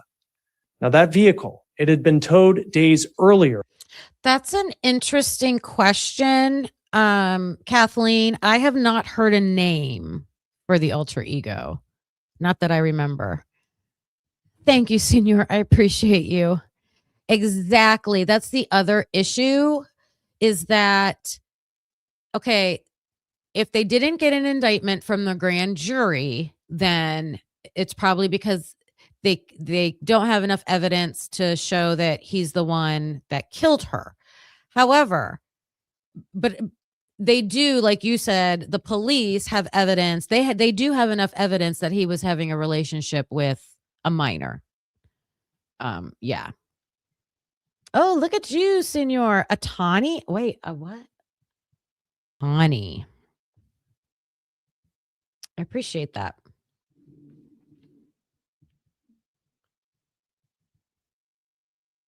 After it was found on a street, abandoned, it seemed, in Los Angeles. Now, police say that vehicle, that Tesla, it was registered to David Burke. And many people in the music community know him by just one name, David, D4VD. Now, when detectives searched that car, they found a body, and that body was later identified as a 14-year-old girl, her name, Celeste Rivas Hernandez. Her body was in the front storage area of the Tesla. That's like the trunk of the vehicle. And it was in a state of decomposition, law enforcement said. Investigators have said that Celeste may have been dead for weeks before she was discovered. The teen's mom told investigators that she was last seen and heard from in April of 2024. So here we are in April of 2026 with David now under arrest in connection to her murder. The last time she was seen alive, according to her mom, all the way back roughly 2 years ago. So this is crazy. This is crazy. If her mother is saying, I haven't seen her since April of 2024, the investigators are going to say that they think, so Steve Fisher thinks the crime probably happened. They have good reason to believe this timeline, that they have digital evidence of her being alive in January of 25 to possibly April of 25. So somewhere between January of 25, some people think that's the last evidence of her being alive. And some people think that there's something from April of 25 in between those 4 months. Well, January, February. Yeah. Those 4 months, something happened. And that's when the crime happened. Steve Fisher thinks, when he looks at like digital or like the videos and just what was going on with David in January and February, he thinks he sees like a change. Okay. That's how he has described it. So if the mom did not see her daughter for a whole, let's say, 9 months, at least 9 months before she could have possibly last been seen. So up to 9 months to a year. What was the mom reporting her missing? Was the mom trying to get her found? What was going on during that 9 months to a year of a minor? Okay. She was 14. She was 14. If those police know that she was a reported missing child at 14 years old for a year and reportedly seen with a famous overaged person, and they didn't do anything, I'm on a mission about that. Like, I see that happening in Ohio right now. Someone I know that is happening to. The child is 16 and a potential perp is like 30. And you know what the police said? The age of consent is 16. I wonder what the age of consent is in California. Yeah, Jessie Lynn. Yep. I mean, I do, from my experience, just my experience, and I'm not in California. Okay. I'm not in California, but from my experience, you could be a parent who is doing all the right things, hounding the police. I mean, the only thing it looks like maybe she didn't do is go on the media, but you know, that's a hard decision as a parent. to go on the media, because then it's going to start affecting your job and everything. And I know everybody's going to say, well, I would do whatever. Yes. But let's put the focus where it should be, and that's on the police. Okay. The police should have been doing something. That's where the system, where's children's services? Where's children's services in this case? This is a child and she needs services. She needs an advocate. She needs help. Where are those organizations, those systems? Put the blame where it should be. Yes, senor, I did see that clip. You're media trained. He media trained her, like, cover your face, don't say certain things. Agree. Yeah. Thanks, Amy. Yep. I have to go on my little rant whenever, because that has recently happened to someone I know, and I wanted to go to the media, but it does damage to the family when you do that. And I don't know. It's a tough decision. Her mom also added another point about her daughter, and it was that she had a boyfriend named David. Now, by late 2025, sources were telling ABC News that David was being considered a suspect in the case, but no charges had been filed. Yet behind the scenes, a grand jury had been hearing evidence in the case, including Burke's reported travel to the Santa Barbara area of California during the spring of 2025, and a search of the Hollywood Hills property where he was reportedly staying, and reports of a high heat burn cage found at that location. Then we go to January of this year, 2026. David's alleged close friend, a man named Nia Langston, was arrested in Montana for failing to appear as a witness in a Los Angeles grand jury investigation. And a week after that, okay, I talked about Neo here last night. He's the friend who refused to go to the grand jury, and we talked about that, and he did get arrested for that. And I think ultimately he has flipped on his little friend. Langston was spotted entering a Los Angeles courthouse and reportedly testified before the grand jury. But since then, for the most part, frankly, crickets in this case. No real developments, of course, until now. Joining us now to talk about this breaking news, former federal prosecutor Nima Rahmani, president of West Coast Trial Lawyers. Always great to have you on Law and Crime. Big story out of Los Angeles tonight. All right, wait, who's this guy? Who is this guy? Then, for the most part, frankly, crickets in this case. No real developments, of course, until now. Joining us now to talk about this breaking news, former federal prosecutor Nima Rahmani, president of West Coast Trial Lawyers. Always great to have you on Law and Crime. He's a federal prosecutor. Big story out of Los Angeles tonight. Just what's your reaction? Because we have been covering this for so long about David's arrest. Chris, my reaction is better late than never. I think this was something that we've all been expecting. When a body is found decomposing in the frunk of your Tesla, and there has been a young girl who's been missing for quite some time, and there's plenty of evidence that she ran away with you or a member of your entourage. I think there was a lot of evidence here pointing to David. And really the question was, what really took so long? And I think my initial reaction is, I live and work in LA. I respect law enforcement, that things can move slowly here. But I think this investigative grand jury, I think, really is the answer. I think the DA wanted to lock in. Okay, Senor, if you are still here, I'm going to show you. This is my community page. Okay. Here's my community page, and I'm on my posts, and is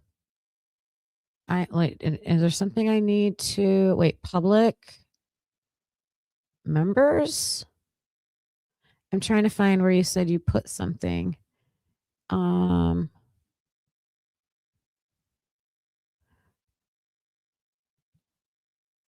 Public. I wrote a message 2 hours ago, and the only comment is from Kathleen. So I just want you to see that I can't see it. Is it somewhere else? I think there's something going on with that video. I don't think they want people to see it.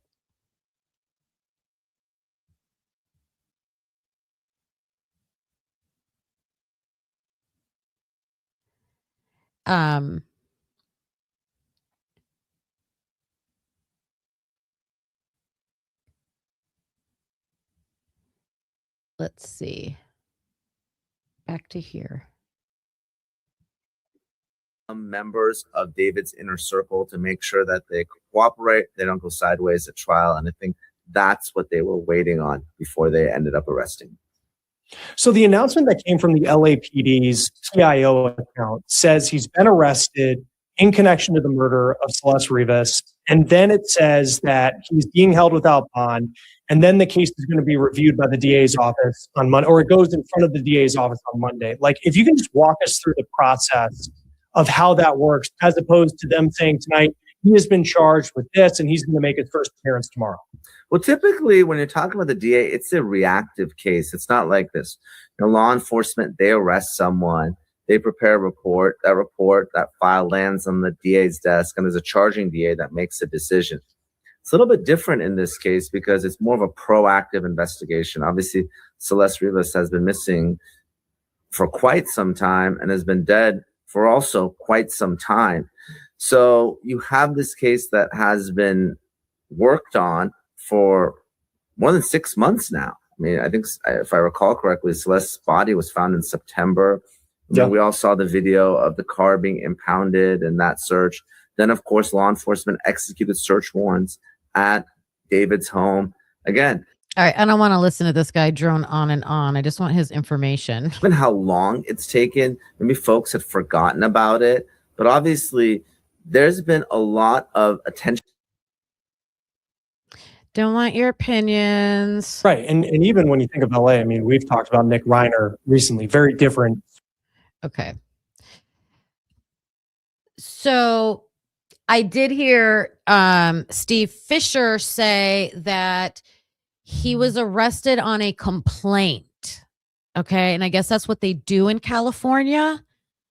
It sounds like what a lot of you have been saying in chat is that the grand jury must not have handed down an indictment. I think, and we talked about this last night, the condition of her body probably made it very hard to determine cause and manner of death.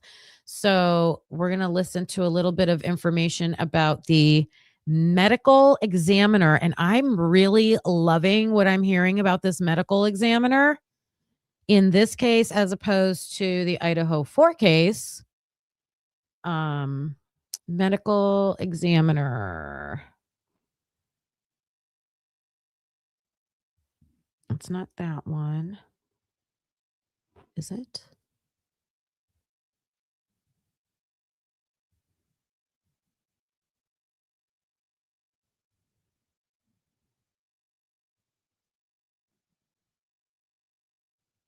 It's got to be this one. I think there is a problem in the prosecution's case against David the singer. Let me explain. The grand jury has been hearing this case for 5 months, since November. Beth Silverman, the DA, has been presenting witness after witness after witness to this grand jury to get a grand jury indictment. We know that there has been a dogfight between the DA's office and the medical examiner over cause of death that we are told and have been told for a long time after Celeste Rivas's body was found that they were having a very difficult time establishing cause of death. And that is an issue here. But then the question, if Beth Silverman was before that grand jury for 5 months with the end goal of getting an indictment for murder, why did the police arrest David yesterday, and then say they're going to present the case to the DA on Monday so that the DA can determine whether to file formal charges or not. That makes absolutely no sense, because it was the grand jury that was supposed to indict and not the DA just charging him. If the DA wanted to charge, what was the point of a grand jury? So what happened at the grand jury so that they either didn't indict him, that she never asked the grand jury to actually indict, or did the grand jury issue a no bill, which means they rejected the case? I don't think they would have rejected the case outright, although I don't know. But the only other option is that Beth Silverman never asked for a formal indictment after presenting evidence for 5 months before the grand jury. So Why would you go to a grand jury and then not ask for an indictment? That doesn't make any sense. why? And the police say we're going to present the case to the DA.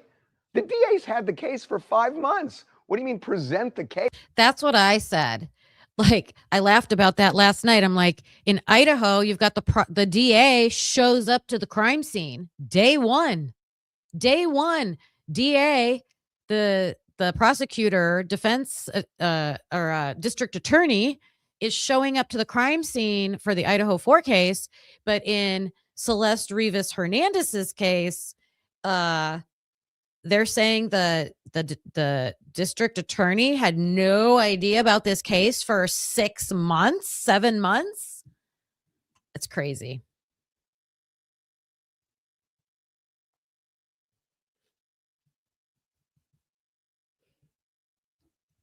So you can have an investigative grand jury.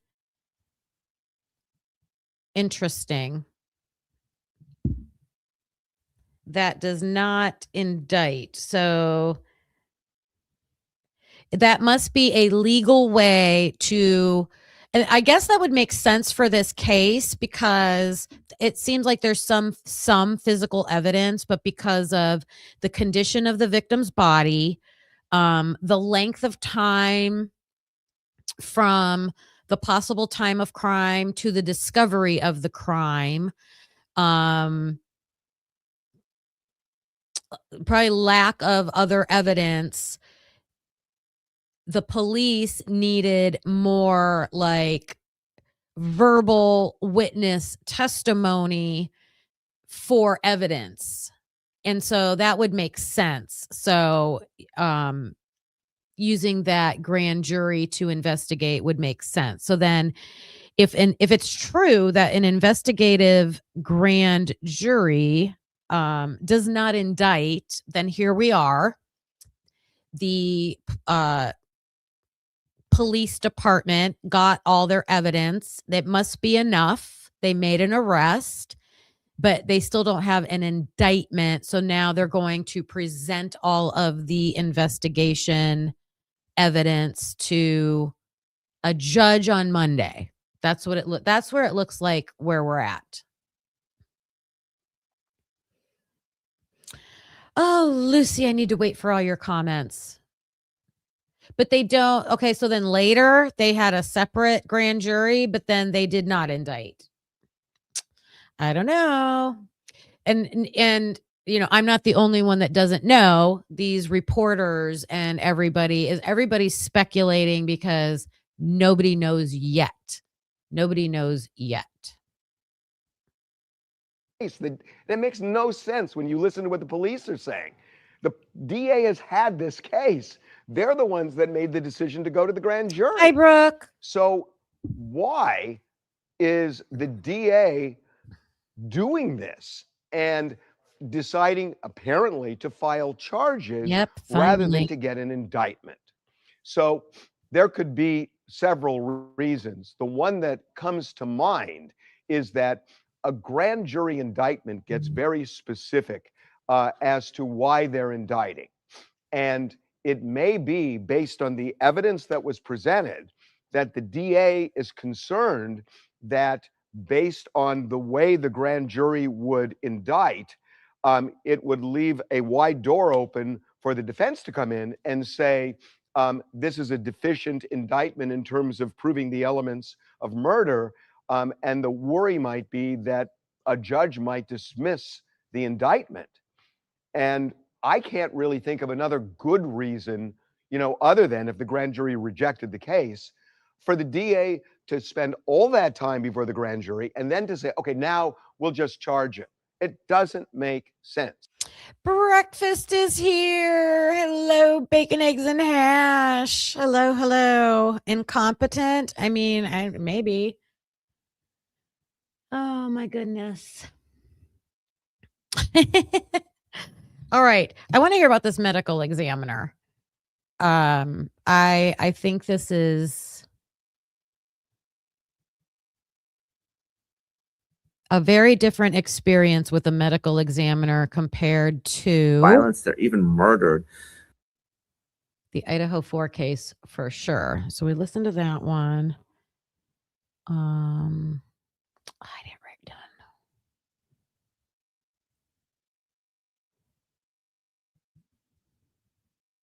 Well, I will tell you what I think. If you've been watching. No, not that one. It's not that one. It's not that one.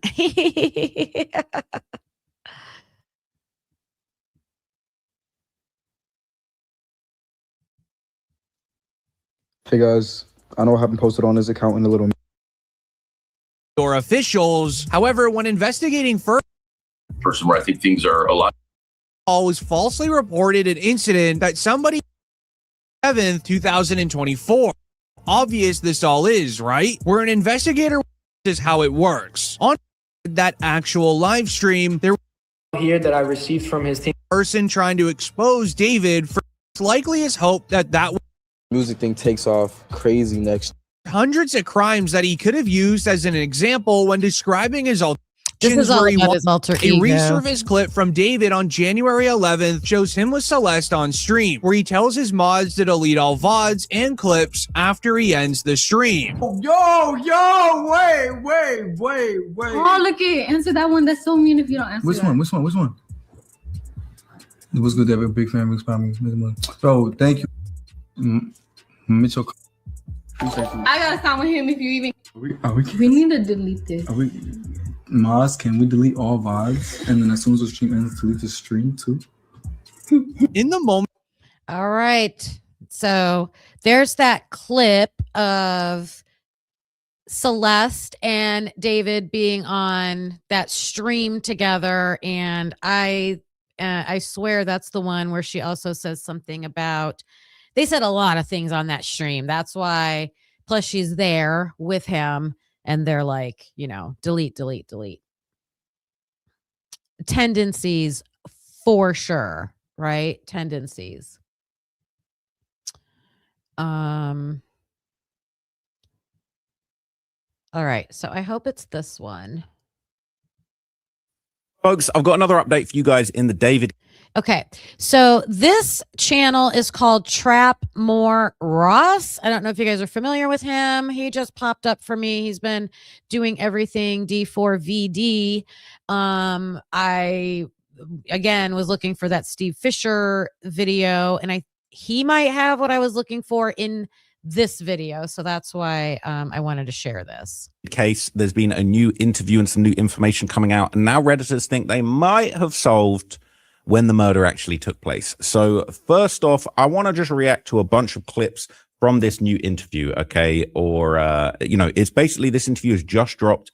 It's Ashley Banfield interviewing the private investigator, Steve Fisher, who's... See you guys. Ashley Banfield interviewing Steve Fisher, Fischer, last night.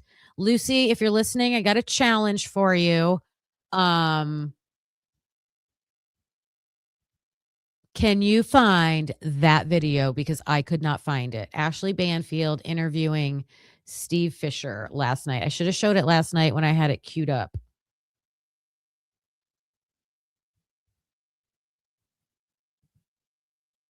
Obviously been employed by the owner of the property where David was living when the body of 14-year-old Celeste was found Thank you, in senor. his Tesla nearby. Rest in peace to her. And this will be a really interesting deep dive. Okay, so they would basically get deep into the latest updates of the case. They would be looking at a new timeline of when Celeste was last seen and the allegations that there was actually another underage victim that David was messing with. Allegedly, they actually went to the police. And you know, there's been a lot to be discussed. So the first thing that would come up would be David's friend, some believe boyfriend, Neo, who had previously appeared in front of the grand jury for only 40 minutes. Basically, Steve Fisher is convinced that Neo has actually negotiated a deal. I think it means that he. All right, maybe I forgot you sent me that. Let's share this. No thanks.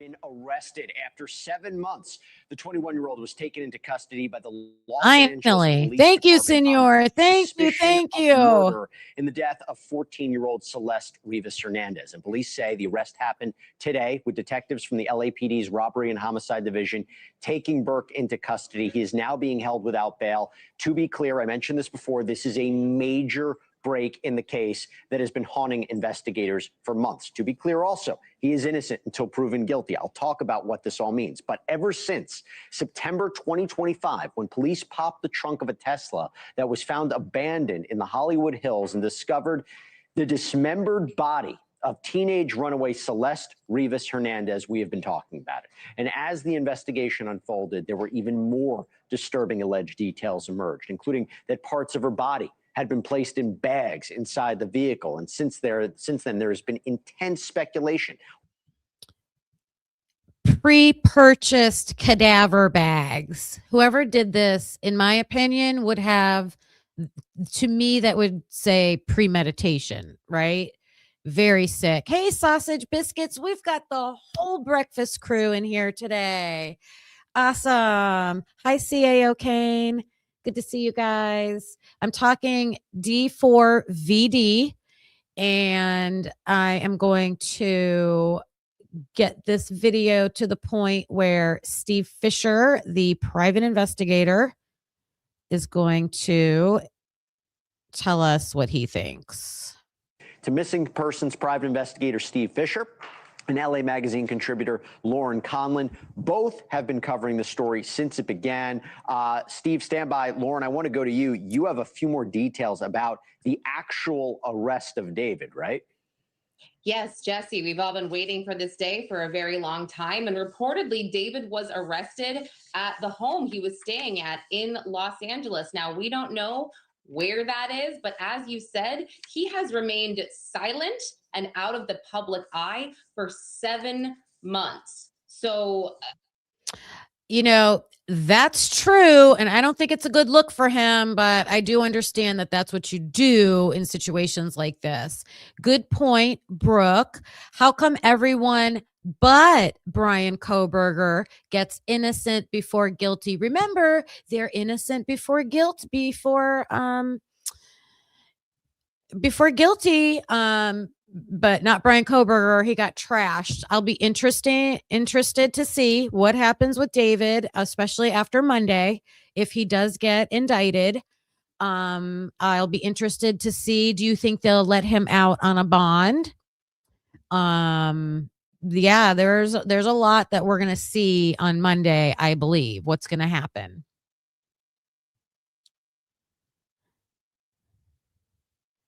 Aw, that's cute. That's cute. I'm reading about your puppy's name. That's cute. Good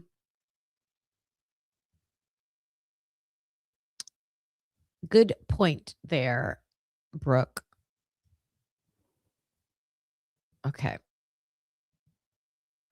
again, the details we have so far are that he hasn't been booked just yet. I did call the jail. They said it usually takes about 5 hours for processing. So we will know a little bit more information as the night goes on, you know, how much his bail is. This was last night, if anything. And as you said, Blair Burke, his attorney, did just issue a statement, which is so interesting. Well, I'm going to read it. Let me read it real quick. Yeah. Here it is. Okay, so this is from His attorneys, Blair Burke, Marilyn Bednarski, and Regina Peter. Let us be clear, the actual evidence in this case will show that David Burke did not murder Celeste Rivas Hernandez, and he was not the cause of her death. There has been no indictment returned by any grand jury in this case and no criminal complaint filed. David, excuse me, has only been detained under suspicion. We will vigorously defend David's innocence. Actually, Steve, I want to start with you now with that. First, your reaction, because if anybody knows you, you have been quite vocal advocating for David's arrest for quite some time. But like they said, just an arrest, no charges yet. Isn't that confusing? Wasn't there a grand jury that was impaneled? All right, they're going to clarify the grand jury here, hopefully. Sometimes you have to have a body to be able to arrest someone. They do have her body. They do have it. There has been an issue with the manner of death. Cause is what causes you to die. The manner of death. Was it accidental or was it homicide? And there has been a conflict between the medical examiner and the police, which I find very interesting. I saved all these videos and cues. I try to do a very good job of being like prepared with what I want to show you. Unfortunately, I cannot find the clip right now, which video it was in. I apologize. I will make myself better notes in the future. But I did hear that in California, the medical examiner is a separate entity than law enforcement. And I think that medical examiners' offices act differently in different states. I know that it is common for the police to go to an autopsy. I'm wondering if that is the case in California. Do police go to autopsies in California? To me, what I heard didn't seem, this is my interpretation, I could be wrong, but to me, it didn't seem like the police were there at the autopsy. The information that I heard was saying that the medical examiner was being very careful to really look at using what she could determine from the body to make that manner of death. So I don't know if that has come out yet. We will see that on Monday. But there was an issue there, right? And I'm sure the police, they want it to be murder, right? For their charges. So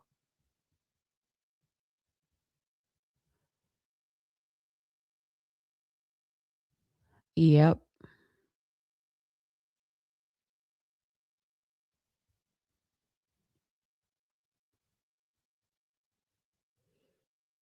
Oh, I see what you were saying, microdots. You're talking about the if they would have arrested him when she was just missing. I understand.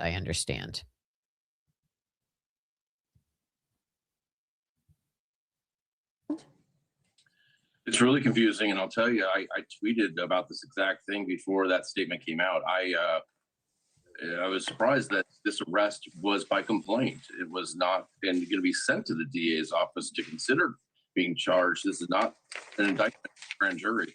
So either the grand jury would fail to return an indictment, or for some reason they didn't send it to the grand jury for an actual vote. So either one of those, I'll tell you, it worries me a little bit. Well, explain to our audience why it worries you. Before you do, let me just read you. This is the statement from the LA County DA's office. Our office is aware of the arrest of David Anthony Burke by the Los Angeles Police Department. The case is expected to be presented to the Major Crimes Division, at which point prosecutors will review the facts and evidence.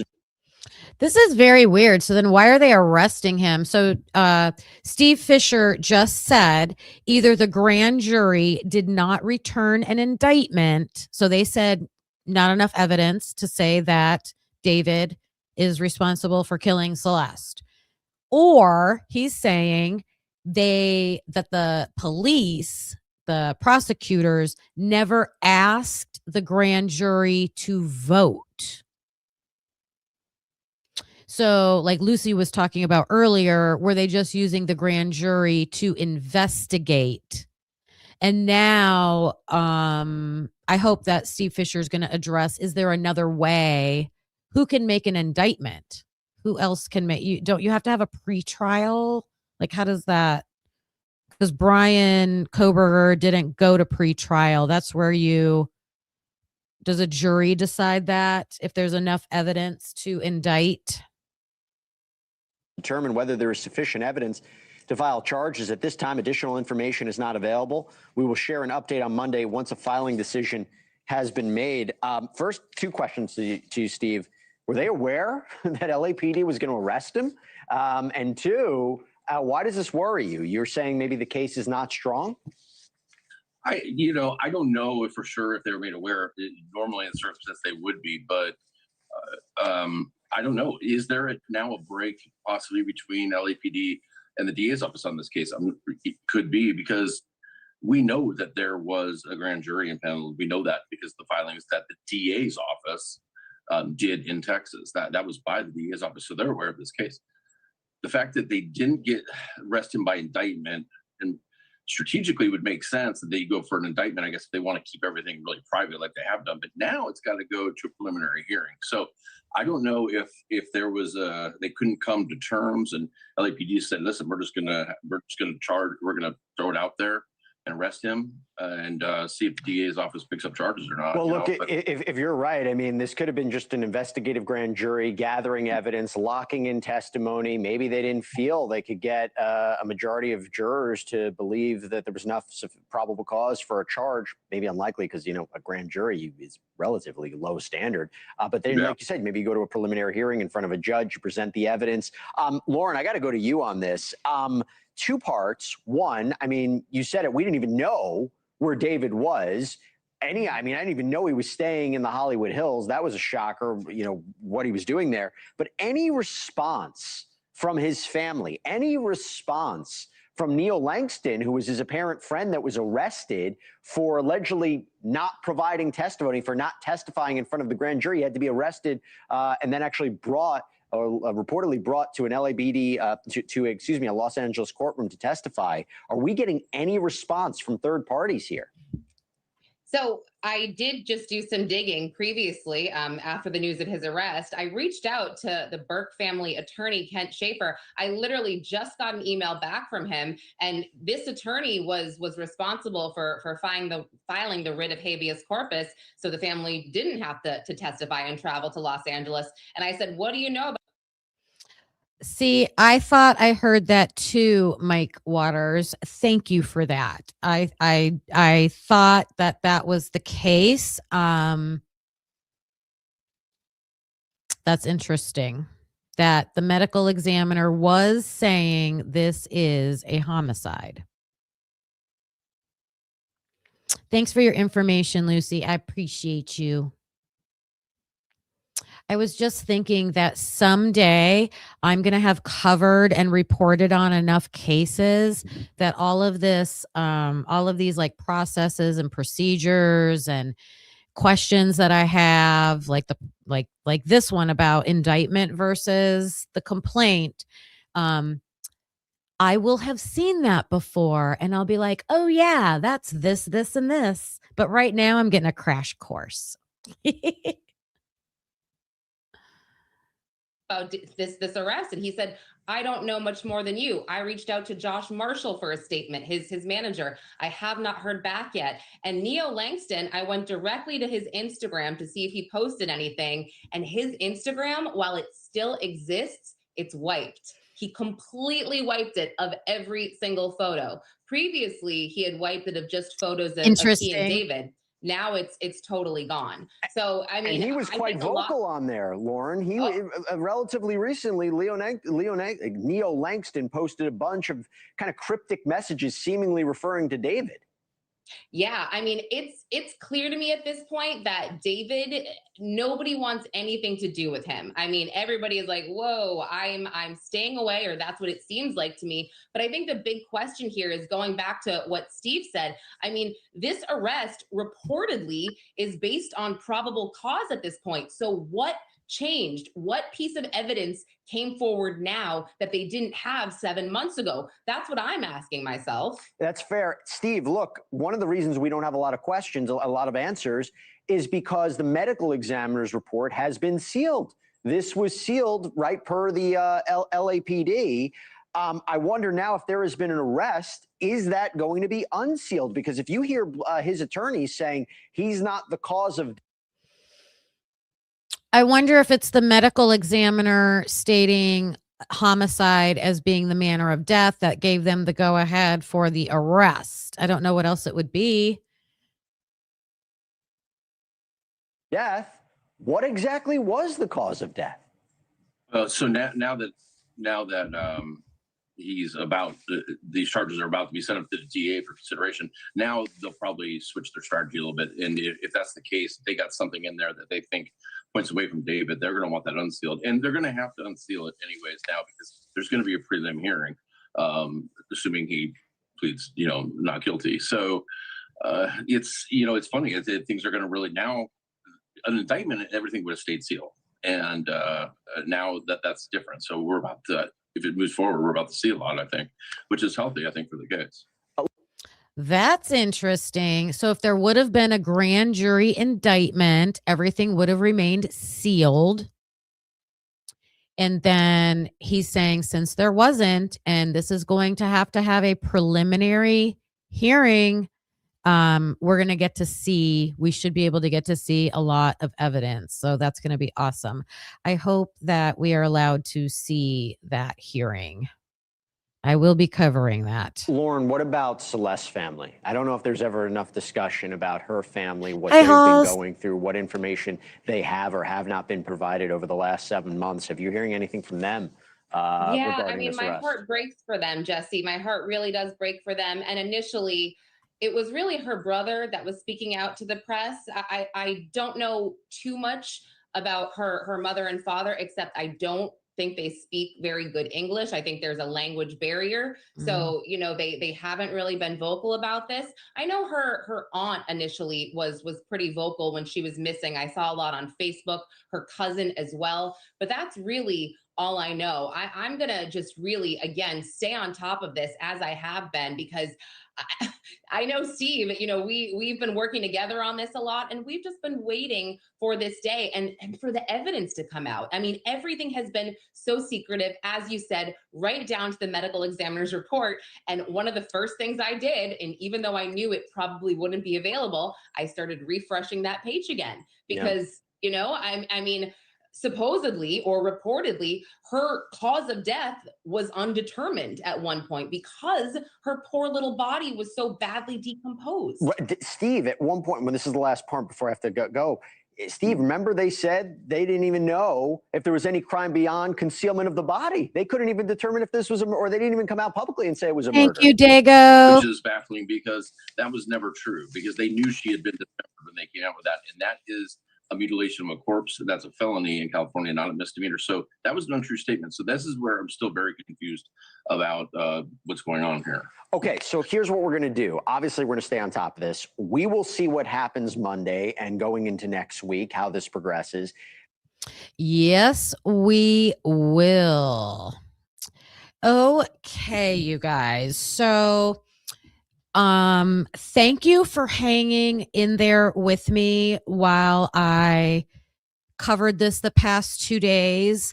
Not to make excuses, but I would say I haven't been at 100% because I had a long road trip. I was almost up for 24 hours yesterday. We had breaking news, and I had followed this case.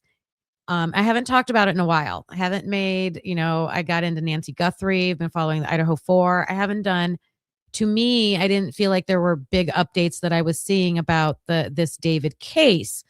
So last night I like grabbed my notebook because I've been starting to like keep all of my notes and everything in notebooks. Well, me following the David case is pre-notebooks. So I have random notebook pieces of paper on clipboards, and I'm a piler. I am a piler. It looks unorganized, but that's how I organize. I am a piler. So today, after I clock out, I am going to sort through all of my notes before I had my notebooks and find everything that I know and knew about David Anthony Burke, D4VD, get all my facts written down, organized, timeline, all of that stuff. So I can be reporting to you on information and things like that. So huge shout out to everyone in the chat today that helped clarify things for me, helped bring up information about the case. I love sharing. Not too proud to have people share information, with me. The internet's a big place, and I know all of you find lots of great resources and information also. So that's what I love about our community, a community of sharing and discussing true crime. Senor Wazowski, especially, thank you so much for finding me this video that, I don't know, I think I was blocked. Somehow I got blocked from that video, but even what you sent me was like a link to a website. Like I couldn't find it on YouTube. That's so interesting. Yeah, high fives for that, Sausage Biscuits. I love that. At the beginning of Idaho 4, you had those little pieces of paper. Yeah, can't do that. You can't do that. So I'm going to get organized and make sure I have everything, laid out in front of me. So it's Friday. You guys go enjoy your Friday night and your weekend. Make sure you come back to Crime O'Clock over here, Typically Unique. I hope you will join me on Saturday, 6 p.m. Eastern Time for the verdict room. We may be getting a guest lined up, but I have not heard for sure yet. But either way, we have such great discussions on there, guest or no guest. We are going to be talking probably Idaho 4 mainly. You never know. We can drop in some other true crime interests along the way, but it's an excellent panel. It's big thanks to Dago. Thanks, Dago. He said we're working on it. So if we have a special guest, it will be to be determined and special surprise for Saturday. But Dago at True Crime Cafe with Dago is the host for that mainly, but we all collaborate on a panel, and it's Logan from Bronx Tales and myself and Mike from the last 24. Most of you are always in there supporting all of us. We love you all. It's awesome. Big shout out to Jen, who started that little fund for us. So I decided I will, if anybody wants to contribute to a book fund so we can get an extra copy or so of The Broken Plea to give away, that would be awesome. Appreciate that. I know I missed someone else's donation too. It was early on. I can see it right here. Yeah, it was Jen. Okay.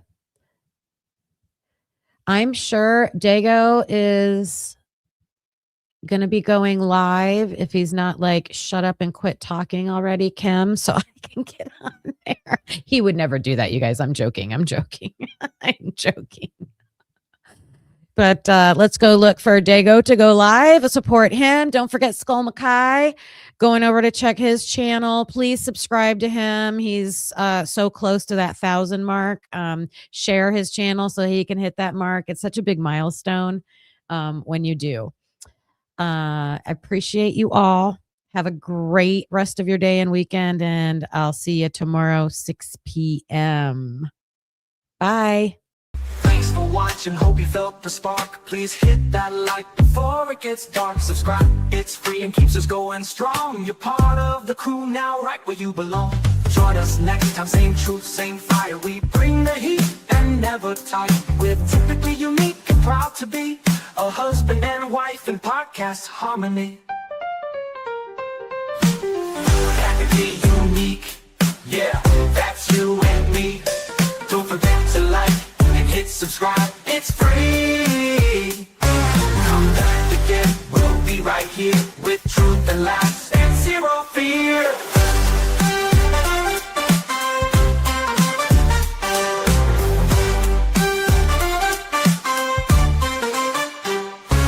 We don't always agree, but that's the show.